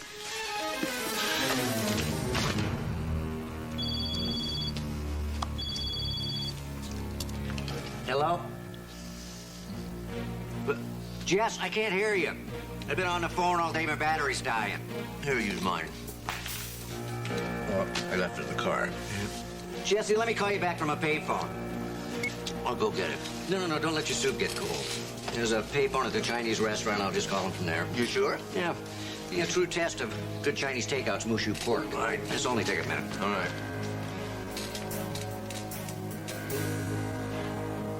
Jesse, relax, okay? You're making me nervous. As long as Steve is out of the house, he's not in any immediate danger. Steve!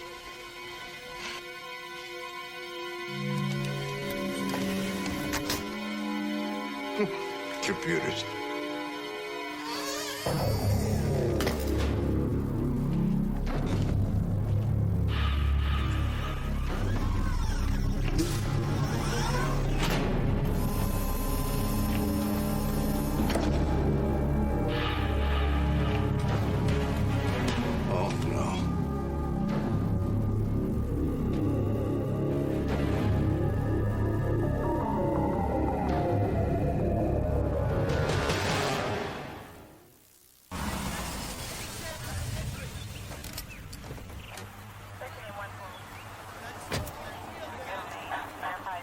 Your dad still inside?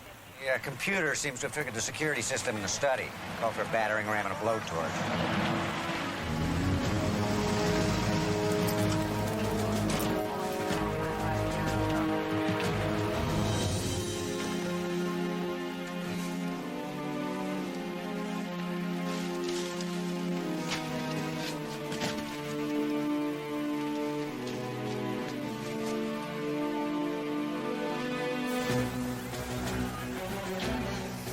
This may take a while. We may not have a while. What do you mean? The system is designed to pump fresh air into the room. If the computer's been programmed to cut off the air intake, we may not have much time at all.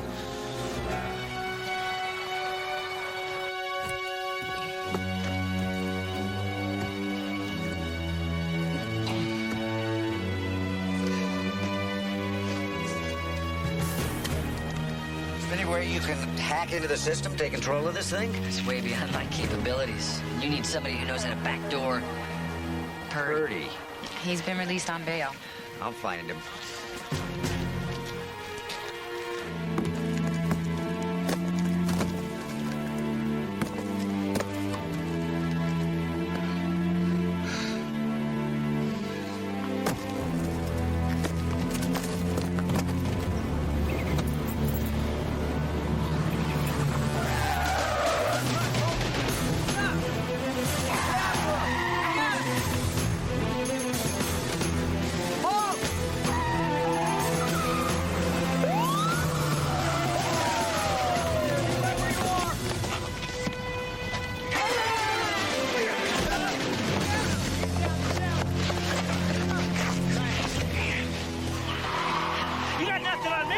I know. Why are you running? Why are you here? I need you. What was that? Did I just hear you say, let's make a deal?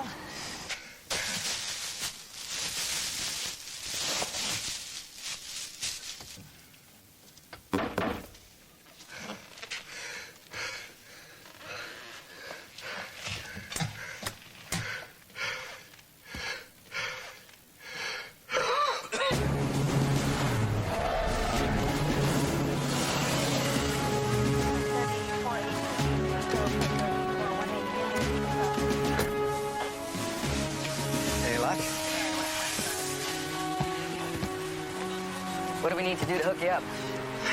Just stand back and let me work.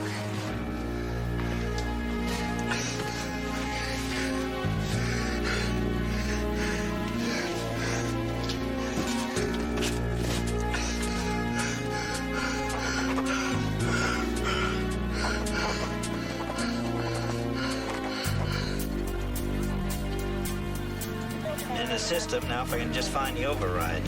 What's the status inside? We've made no contact yet. For a lousy thief, that Bruce was one hell of a programmer. Just tell us you're better. Of course I'm better.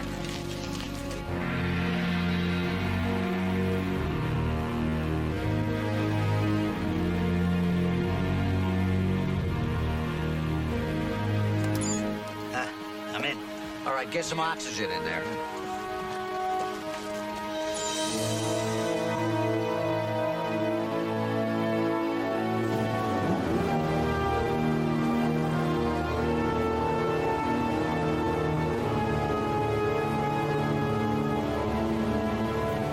Oxygen level is nearly normal. Let's go.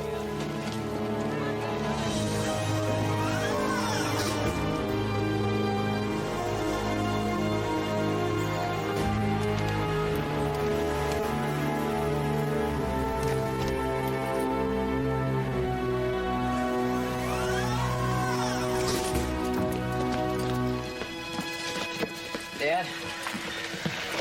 I think... Look, don't try and talk. You're gonna be just fine.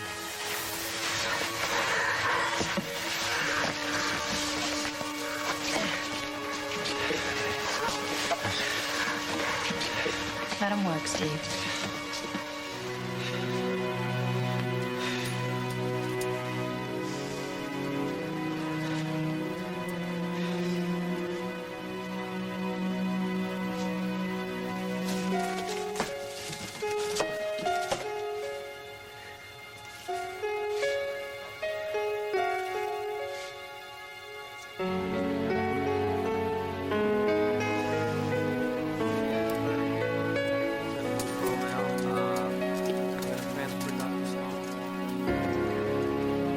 Jesse says you're gonna be fine. Takes more than a computer to kill me. I found that. Oh, yeah, it was... Yeah, I figured you were just reminding me to get an extra fortune cookie. I figured that out. I am a detective. How's the house? Well, a few $1,000s worth of repairs, it should be good as new. I'm gonna rent it out. Make a good investment. You don't want to live there? Well, it's kind of lost its charm. Of course, I was hoping my former landlord would let me move back in. Well, your former landlord might raise the rent, too. Oh, how much? 2 dinners a week? I can afford that. You know that pew sofa? Yeah? Don't bring it. No.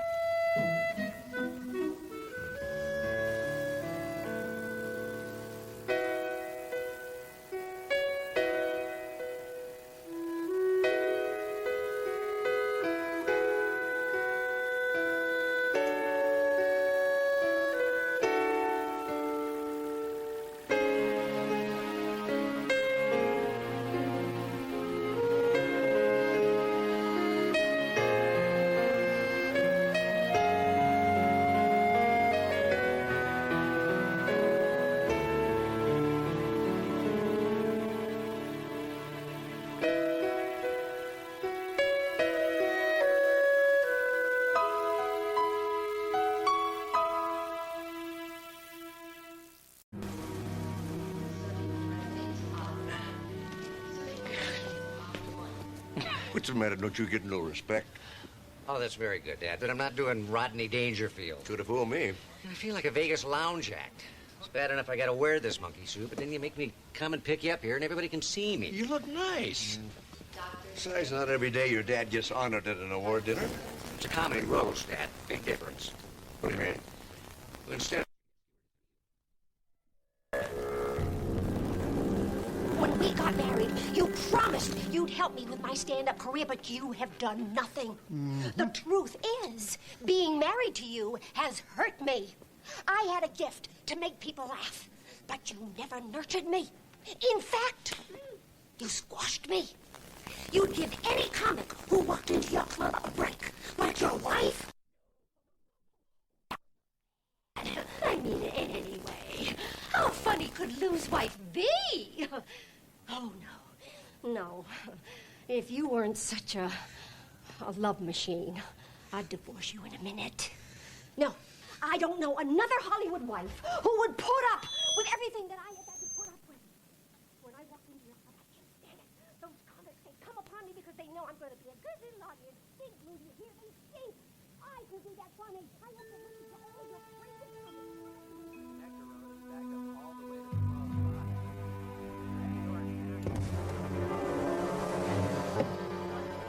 Going all the way to the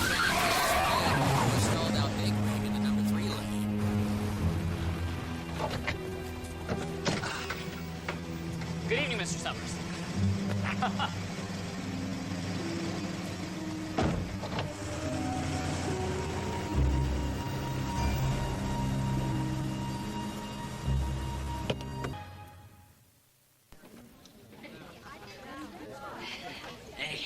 I just saw Ray Masters. I'm glad I remembered to bring my autograph book. Jesse, it was kind of an important night tonight. I'd appreciate it if you didn't. What, embarrass you? You think I'm going to embarrass you? No, it's not that. Just some of the hospital board members are going to be here. We have to keep some sense of decorum. Mark, these comics are ruthless. They're going to destroy every last shred of dignity you have. You know, they're not that bad, are they? Count on it.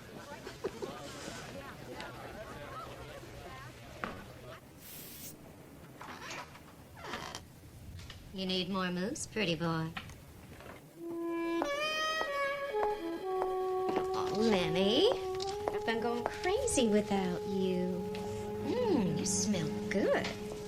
Kiss me, baby. I've missed you. I missed you too, honey bunny.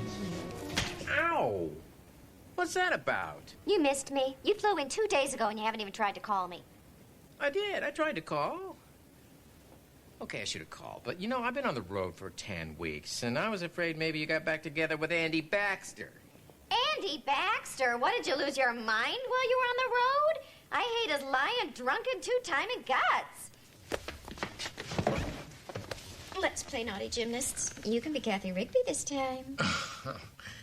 Baby, can we do this a little later? Later? No, my husband's here. Not the hair. It took me half an hour to get the hair right. You're worried about your hair? Oh, Lorraine. Oh, forget it, Lenny. You missed your chance. Honey bunny. And too late.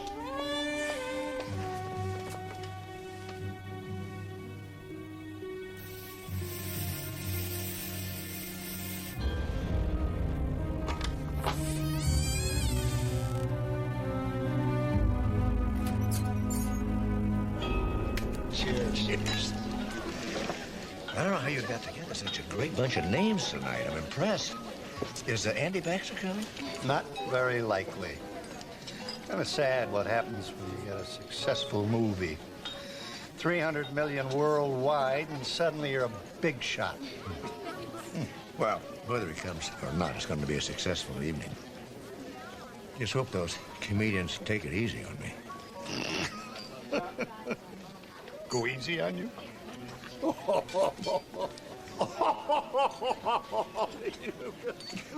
you're kidding. Mr. Conrad? Sorry. I was wondering if I could possibly get an autograph from you. It's not a subpoena, is it? No. I'm just a big fan of the Conrad and Huckabee shows. Oh, you are, I have all of them on tape. You do? I even have a bootleg copy of the one they never aired. Oh, the one where you told that joke and the audience didn't laugh. And then you threw that tantrum. Yes, actually, you started to cry. I was on medication. Estrogen, actually. What's your name? Jesse. Jesse Travis. Jesse Travis. Your mother's starter? Actually, we met a couple of years ago when you tried to kill Mr. Huckabee. They never proved that. Oh, no. You have a new partner now? Tom Porter. Porter? The guy is hysterical. Yeah, he's also history. I got rid of his sorry behind when I caught him sleeping with my wife. You know what they... Why am I telling you, anyway? Besides, I am bigger and more successful than I have ever been in my life. Well, if it isn't Wally the tapeworm from the Cartoon Channel. It's Wally the Inchworm, you moron, and I happen to be huge with the 3 to 5-year-old demographics. There you go. To Jesse, I am a big, fat, incontinent pig. Tom Porker. That's you did that. He's a sick little monkey.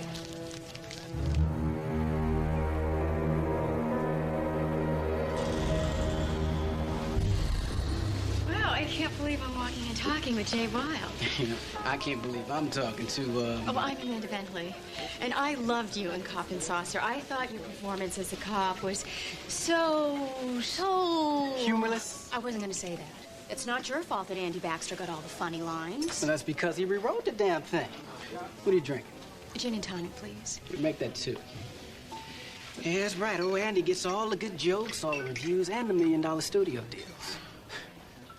To be honest, That movie pretty much destroyed my career. But I'm not bitter, no. Matter of fact, I just came from LAX. Back from a terrific gig in New Mexico. What a life. Filming another movie? No, county fair. I was a judge. Oh. Something wrong? Can't find my knife. Forget the limes, just give us the drinks.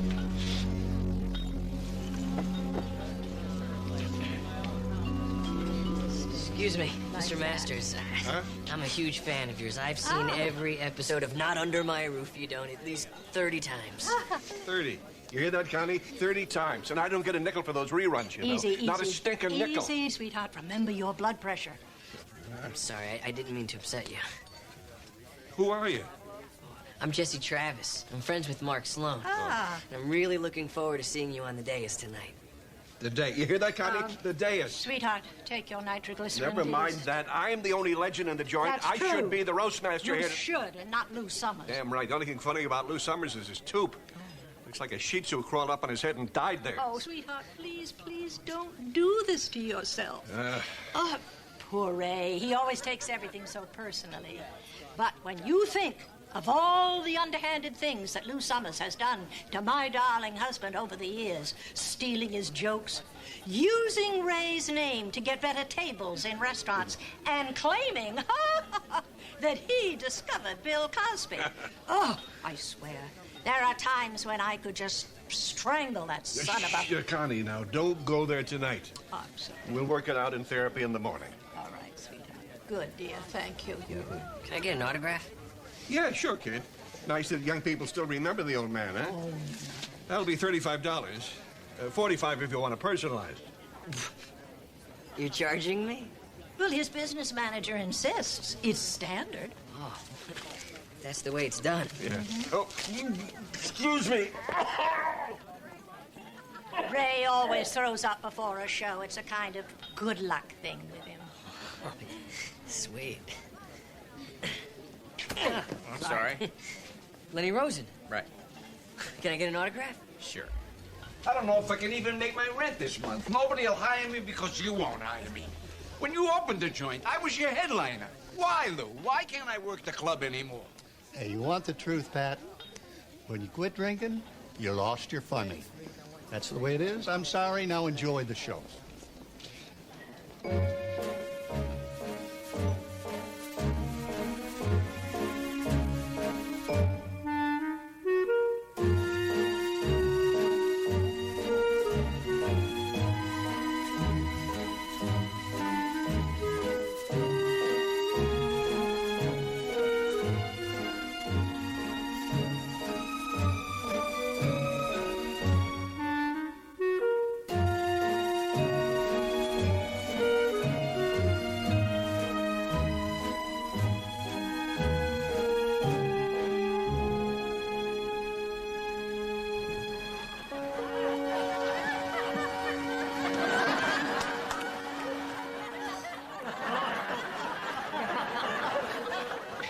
Dr. Sloan is so exclusive, he doesn't even make hospital calls.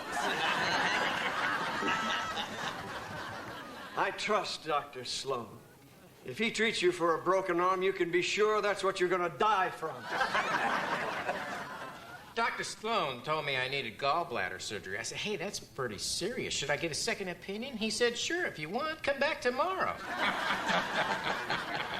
I told Dr. Sloan, I've got this ringing in my ears. He said, don't answer it. I wasn't feeling well, and Dr. Sloan said, well, you've got 6 months. And I said, I can't afford to pay the bill. He said, I'll give you another 6 months. But I gotta tell you, I've been to some parties with this guy, and believe me, when it comes to the ladies, he's a real Don Juan. The ladies don't want nothing to do with him. That's right. Well, we love you, Doc. Very funny, Ray, very funny. I think I almost heard a guy applauding back there. No, he was just slapping his face to stay awake. Well, as roast master, it is a pleasure to honor Mark Sloan, Joker's Club Man of the Year.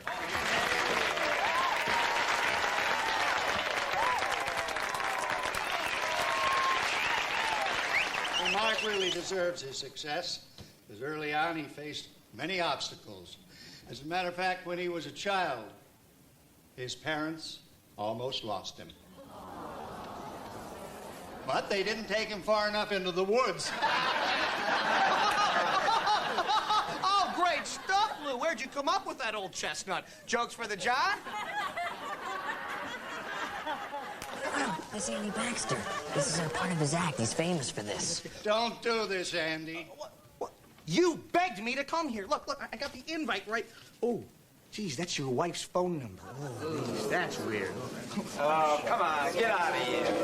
Lou, where did you dig up this lineup? I mean, what did you do, hold up a Comics Wanted sign at the freeway off-ramp? Get off the stage. Okay, I'll go. Just let me say something to my friend Lou here. Come here. Now, unlike the rest of you talentless jerks, Lou was always there for me, right from the beginning. I love you, man. Come here, let me kiss your feet. You're making a fool of yourself. Well, I'm kissing Lou's feet. The rest of you losers can kiss my... Hey, who you calling losers? You die-job has-been! Hit me with a spot!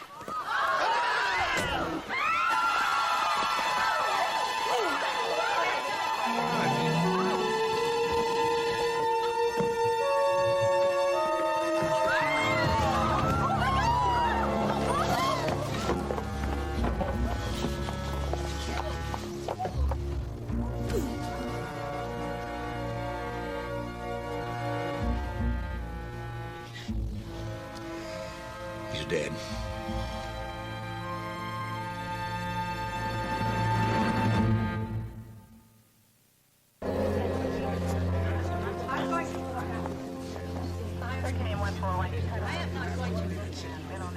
I want you to know something. That I have done nothing wrong, and I am leaving. Somebody replaced a 120 amp fuse with a 60 amp. So when the spotlight was turned on, the whole system shorted out. So the killer must have known that the emergency generator would kick in, which would give him about 10 seconds to kill Andy.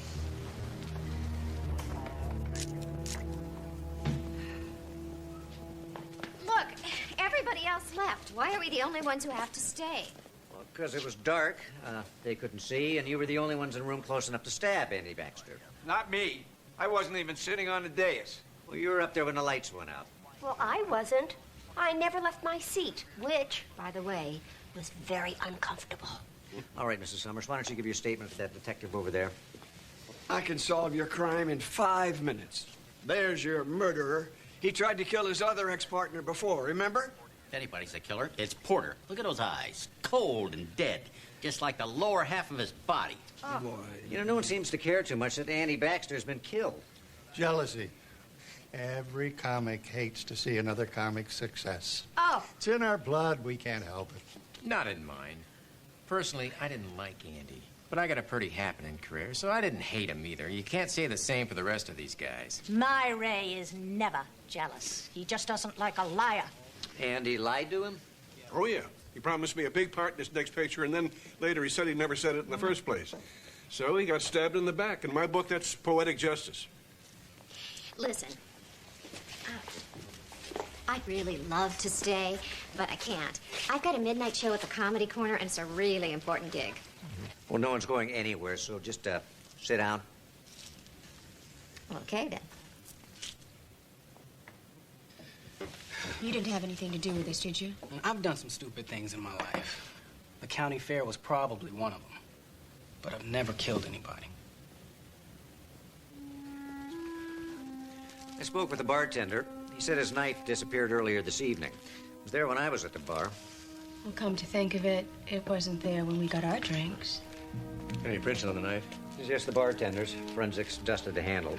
I found this right beside the body. He probably used it to hold the knife. I'll bag it. Mark, you gotta help me. Dudley Do-Right here doesn't want me to go to the little boy's room. And I keep telling him there is no exit backstage. Everyone has to stay in the main room until they've all been cleared of suspicion. Oh, Lou can't wait that long. He has the bladder the size of a thimble. Oh, good, Liz. Tell the world, why don't you? Officer, he won't be going anywhere. Go ahead, Lou. I'll vouch for your bladder. Thank you. Thank you. Lou! Listen, Lou. Yeah, I gotta go. I gotta Not tell now. you something. Not Lou. now. You tell I a gotta comic he's not funny. Right. No, Lou, it's like telling him he's not a man. I know. And I still got it, Lou. I'm funny. I'm funny. Listen. Not now. Listen. I really got it. Listen, 3 dogs are in a Three pound, dogs, see? right. Okay, so the first dog says to the second dog... Second dog. How long you in for? How long you in for? And the second Oh, dog... Ray, come here. Good joke. You tell him the joke. Go this. Lou, what joke? Okay, 3 dogs are in a pound. Yeah.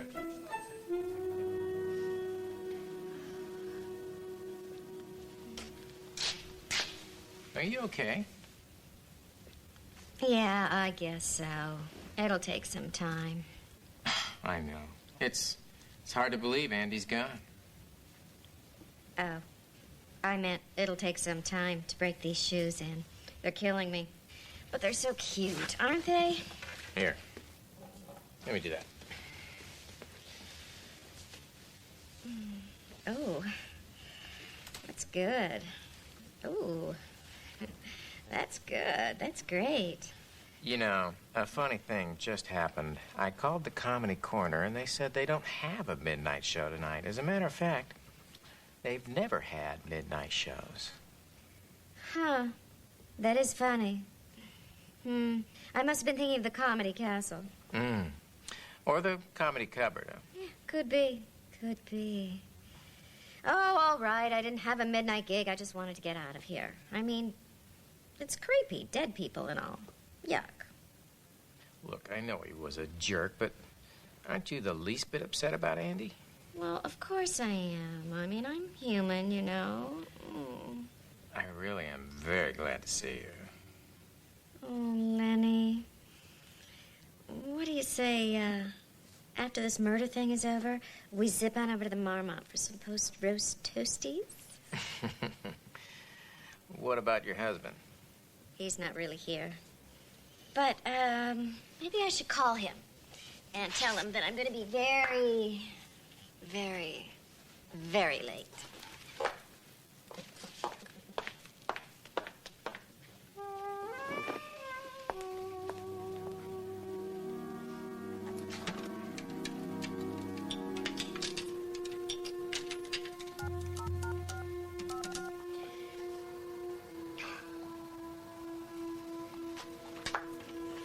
Hey, things didn't go exactly as planned. Yeah, I can't leave now. There's something that I gotta do first. Well, it doesn't concern you. I have to finish something I started. Don't be that way. Look, I gotta go. Somebody's coming. I can't talk. Bye. So the second dog says to the first dog, it was unbearable. My master went out, left me locked in the apartment for 10 days. Now I'm sitting there, see? Wait a minute. Mark, listen, you gotta hear this fantastic joke. Tell him, will you? Where you going? I'm not finished. I'm hip. Okay, I'll try one more time. Oh, look, Mr. Zito, I'd love to hear a good joke, but right now we're conducting a homicide investigation. I guess they're right. I'm not funny anymore. Oh, no, I didn't mean that. No, it's not your fault. It's everybody. Nobody will even listen to my jokes anymore. I might as well face it. My career has left the building. It's over. Down the toilet, kaput. I'm done. Finished, washed up. Okay. Yesterday's news. Look, I'll one short joke, okay? Oh, okay. 3 dogs were in the pound, see? Yeah. And the first dog says to the second dog, Wait a minute. What Is the one where the third dog comes in and says, I'm just here to get my nails clipped? you know, I don't do kidney transplants, and you don't do punchlines. I'm sorry. Jeez. Mark, have you seen Jesse anywhere? I saw him about 20 minutes ago. Why? Dad, Amanda, back here. Oh, my God, Jesse. What happened? I don't know. I found him like this. Somebody must have clubbed him from behind. Okay, look into my eyes. Well, it looks like he could have suffered a slight concussion. I'll keep an eye on him. But who would have done something like this? Probably the same person that did this.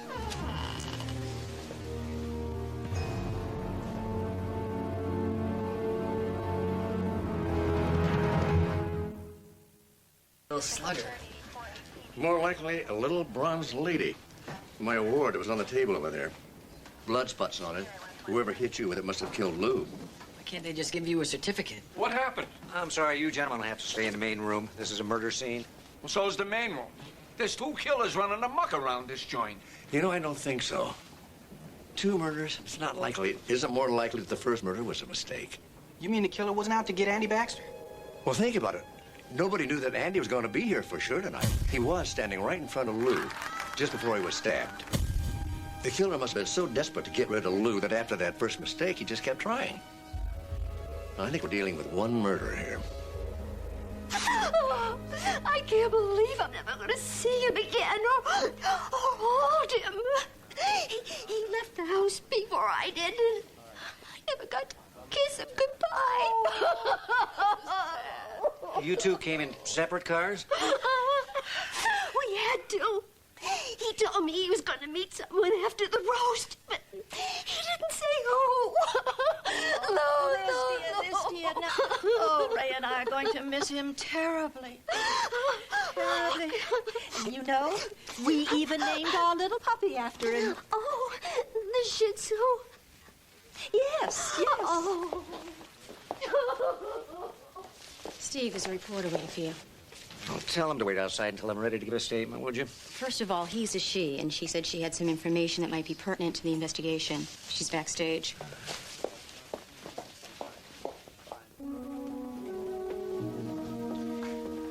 You've got 5 minutes. I only need 2. Lou Summers called me this morning. What about? Said to meet him back here after the roast. Why? Don't know. Said he had something to give me for my column tomorrow. And you have no idea what? No idea. Marin Briggs. Lieutenant Sloan? Lieutenant. Unusual first name. It's Steve. I know.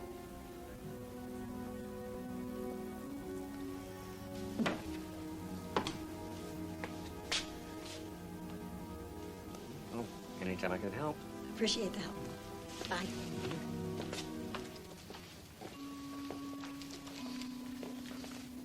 Pretty girl. She's not a girl, Dad. She's a reporter. Oh, I didn't know you couldn't be both. I think we should look through Lou's belongings. He was planning on giving something to Marin. The reporter. Yeah.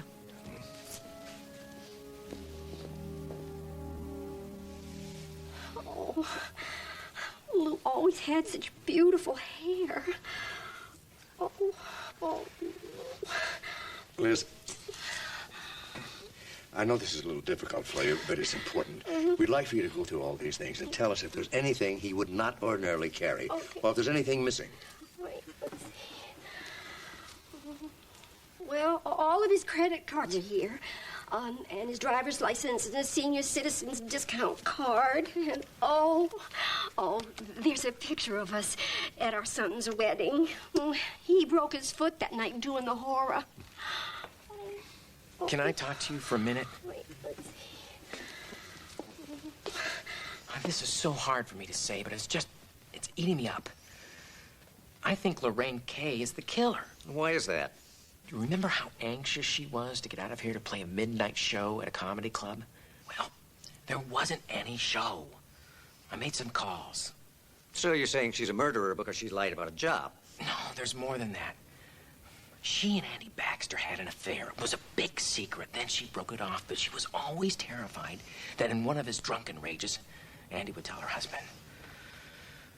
Some friend I am telling you all this. I still don't see why she would have any reason to kill Mr. Summers. Well, maybe she was afraid Lou saw her kill Andy Baxter. About a minute after Lou went backstage, Lorraine made some lame excuse about having to make a phone call. Then she followed him. Now, there's a perfectly good phone in the lobby, but she insisted upon using the one all the way backstage. Don't you find that a bit odd? Well, a little odd, maybe, but I still don't think that's proof of murder. Look, I love Lorraine like a sister, but she's got a dark side. Well, isn't that true of most comics? The good ones, yeah. You consider yourself one of the good ones, don't you, Mr. Rosen? I do. One of the best. Because I've got a pretty good idea who the killer is. Who? You. That's ridiculous. I had no reason to kill Andy, and I certainly had no reason to kill Lou. He was like a father to me. Steve, connect the dots here for me. We're looking for means, opportunity, and motive. Motive? I owe my career to Lou. He gave me my big break. He invited all these network people down to the Laugh Joint to watch my act. And they went crazy over you. Offered you your own TV show. Exactly. So, what's my motive for killing him? Extreme gratitude? I still don't see the dots connecting. Lou gave Lenny the idea of setting a show in a comedy club. As a matter of fact, he named the owner of the club Lou. I didn't know you were such a TV trivia buff. I just talked to a reporter that remembers the story very well. Lou thought Lenny was ripping him off. The show sold into syndication for millions, and Lou figured he was entitled to a piece of it. Everybody knew I wasn't happy when Lou sued me. But what your reporter neglected to tell you was the case was settled out of court. Not only was Lou compensated, he got a co-created by screen credit, and that was because I insisted on it. So, I guess you can kiss your motive bye-bye. The angle of incidence for both the blow to the back of the head and the stab wound went from right to left, which tells me that the killer was probably right-handed, but Mr. Rosen's left-handed. I saw him give an autograph to Jesse. I think you owe me an apology. Lieutenant, Dr. Travis is looking for you.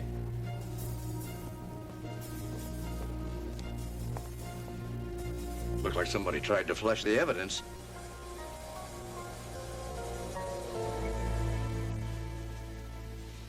Anything look familiar there, Liz? Not really. Is it a girl? Well, I think it's more than one girl. There's a blonde, there's a brunette, and then there's someone in their darker skin. I just don't know. Do you remember if there was a picture in there? Oh, yes. Oh, Lou always carried around pictures of our 3 granddaughters. Oh, Molly's picture is missing.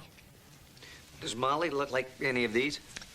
Well, Molly has dark brown hair, so it's not the blonde. And she wouldn't be caught dead wearing bangs. And this just isn't her nose. It's much too broad. I really thought we had something here. I'm sorry, Liz. Wait, let me take a look at this again. Lou's picture of Molly. That was when she was 14 years old, before she had her nose job. Oh, yes, it was her sweet 16 present. Oh, yes, that's definitely Molly's old nose. It looked just like Lou's. Oh.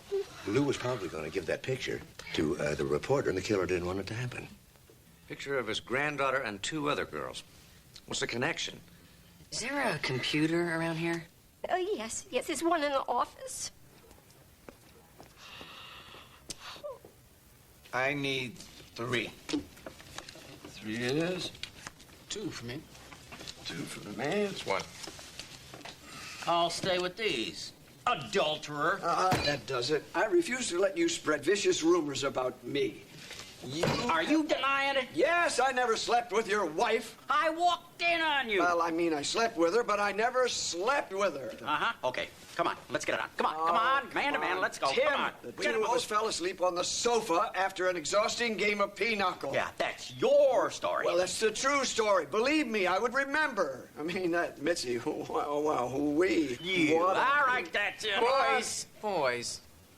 2 murders is enough for one night, don't you think? Sit down.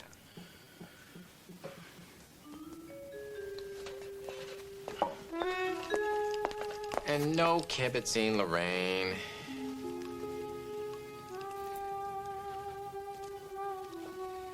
Okay, I'm gonna open with $2. What's he doing? Well, either he's figuring out who the murderer is, or he's lost his cufflink again. Filthy laundry? Folks, I'm happy to say that you'll all be able to go home very soon. Well, I mean, rephrase that, everybody but the murderer can go home very soon. Because I'm about to tell you exactly who the killer is. All right, everyone, what we're going to do is play a little version of musical chairs here. We're going to find out who had the opportunity and the means and the motive to have committed these murders. And by the simple process of elimination, whoever's still sitting on the dais is the killer. Not a bad idea for a game show, Mark. We should talk. Right. We'll talk about it later, Ray.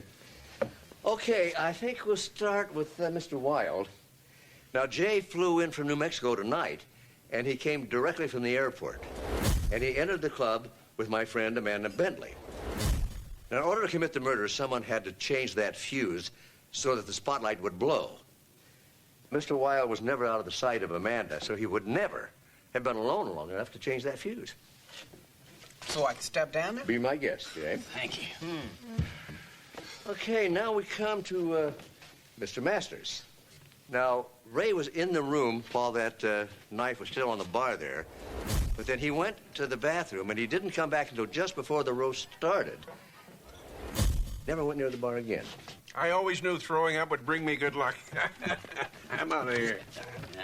Due to the angle of the knife wound and the blow to the head, we believe that the killer was right-handed. Now, I know that Lenny Rosen is left-handed, and so is Tom Porter. Saw Tom dealing cards a little earlier. All right, so we come now down to Mr. Pat Zito. Pat was in the room when that knife was still on the bar. But he was approaching the stage just as the lights went out. I'm innocent. I agree with you. You didn't do it, Pat. Because from the time Lou went to the bathroom right up until the moment he was murdered, there you were, Pat, standing out there trying to get someone, anyone, to listen to your joke. It doesn't help when people step on your punchline. I'm sorry about that, Pat. You may have murdered a lot of jokes in your time, but you never killed anybody. Yeah, low blow, Sloan. I gotta hit the John. That chicken's not sitting well. All right, that narrows it down to Mr. Tim Conrad and Miss Lorraine Kay. When the lights went out, Tim jumped up from his chair. Now, he said he was trying to get away from Andy Baxter. He never tells the truth. Look at his driver's license. It says he's 6'1". Tonight, he wasn't lying. Look at this blueberry stain on his shirt there. Why, he never washes his clothes. That stain is probably there from laughing. No, this is a little more recent. Tonight, as a matter of fact. When he jumped up, he ran into a dessert cart and knocked a plate of blueberry pie onto the floor. And he was headed that direction, off stage.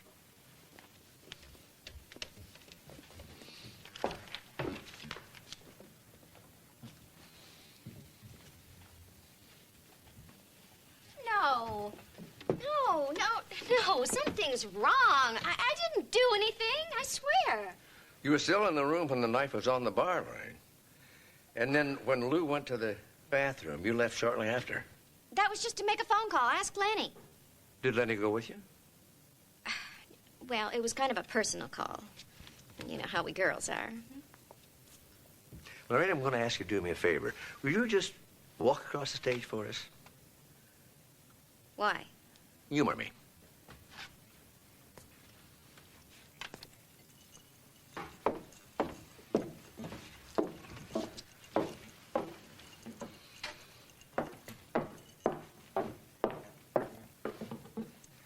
Jesse, did you hear any clicking like that just before you were knocked out? No.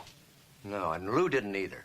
Because otherwise, he would have turned around and been hit in the front of the head instead of the back. Well, what if his hearing aids were turned off? Then he wouldn't have been able to hear anything. That's true, Tom, except Lou had both of his hearing aids turned all the way up. Maybe she took her shoes off. What are you doing, Lenny? You think I did it? Oh, no, baby, but hey, take a look around. You're the only one left up there. Well, that's it, Lenny. You can just forget about meeting me later at the Marmont. You know, he's right. You could have taken your shoes off and snuck up on Lou, and he wouldn't have heard you. I want to ask you to do a favor. Would you take your shoe off?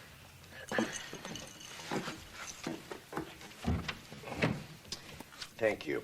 And I see the sole of your foot. It's clean. And the backstage area isn't. If she had had her shoes off, the sole of her foot would be filthy. It looks like you can step down, too, Miss Kay.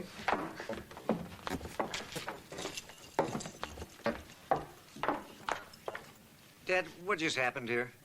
We've got 2 dead bodies, 2 murder weapons, and no murderer. You know, Mark, maybe the game show thing won't work out after all. No murderer. Kind of takes the oomph out of it. No, there's a murderer, all right, Ray, and he had a heck of a motive, too. Jesse, would you tell him what you found out? Sure. There's a website on the internet. It's called Filthy Laundry. I pulled it up. It's on the computer in the office. Anyway, it's loaded with Hollywood gossip and tabloid stuff. About a week ago, they ran a blind item about a comic who has a thing for young girls. Very young girls.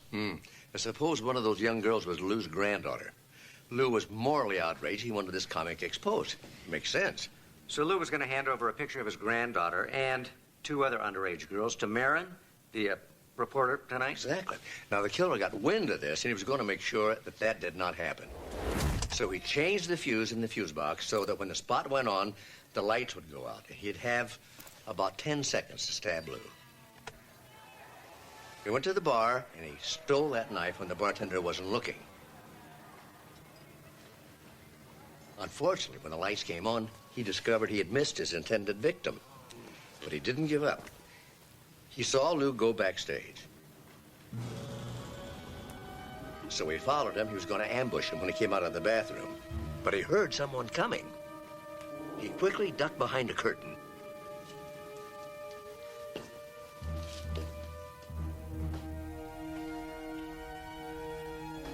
Then knocked Jesse out. After he bludgeoned Lou, casually walked right back here into the main room. You know, this is such a wonderful old place. So many gifted, talented people walk through those doors. Dad, are you okay? Yeah, fine. Look at that ceiling. You simply don't see crown molding like that anymore.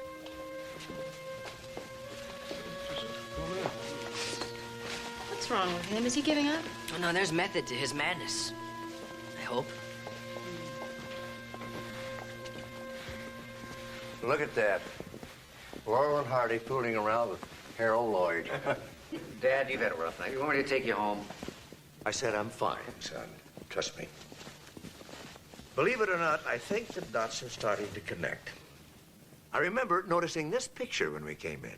It's a shot of the Jokers Club celebrity softball game of 1998. Oh, don't remind me. We lost 28-2. Yeah, tough game.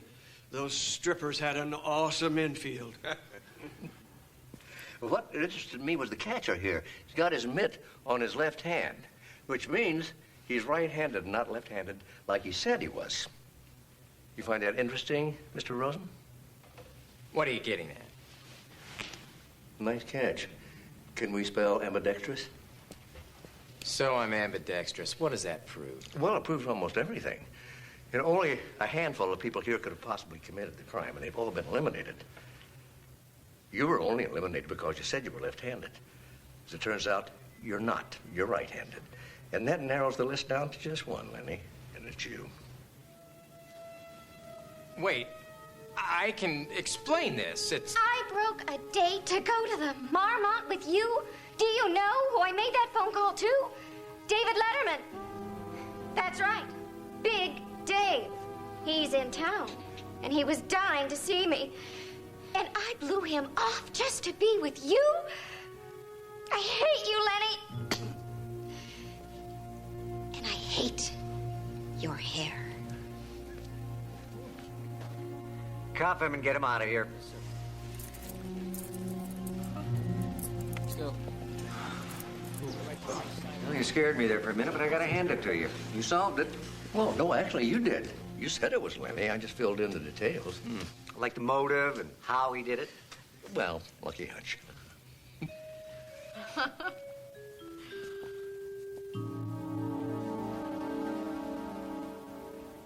You know, Lou and I, well, we fought sometimes. Whoa. Well, every marriage has its ups and downs with it. Oh, Lou would have wanted so much to hand you that award personally. I know. If it wasn't for you, I would have lost him years ago to one illness or another. You kept him going. He was a great man, Liz. Mm-hmm. Neither one of us will ever forget him. Oh, thank you so much.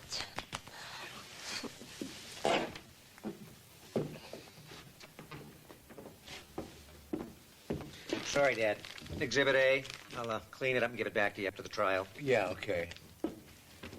Would have been nice to hold it for a second.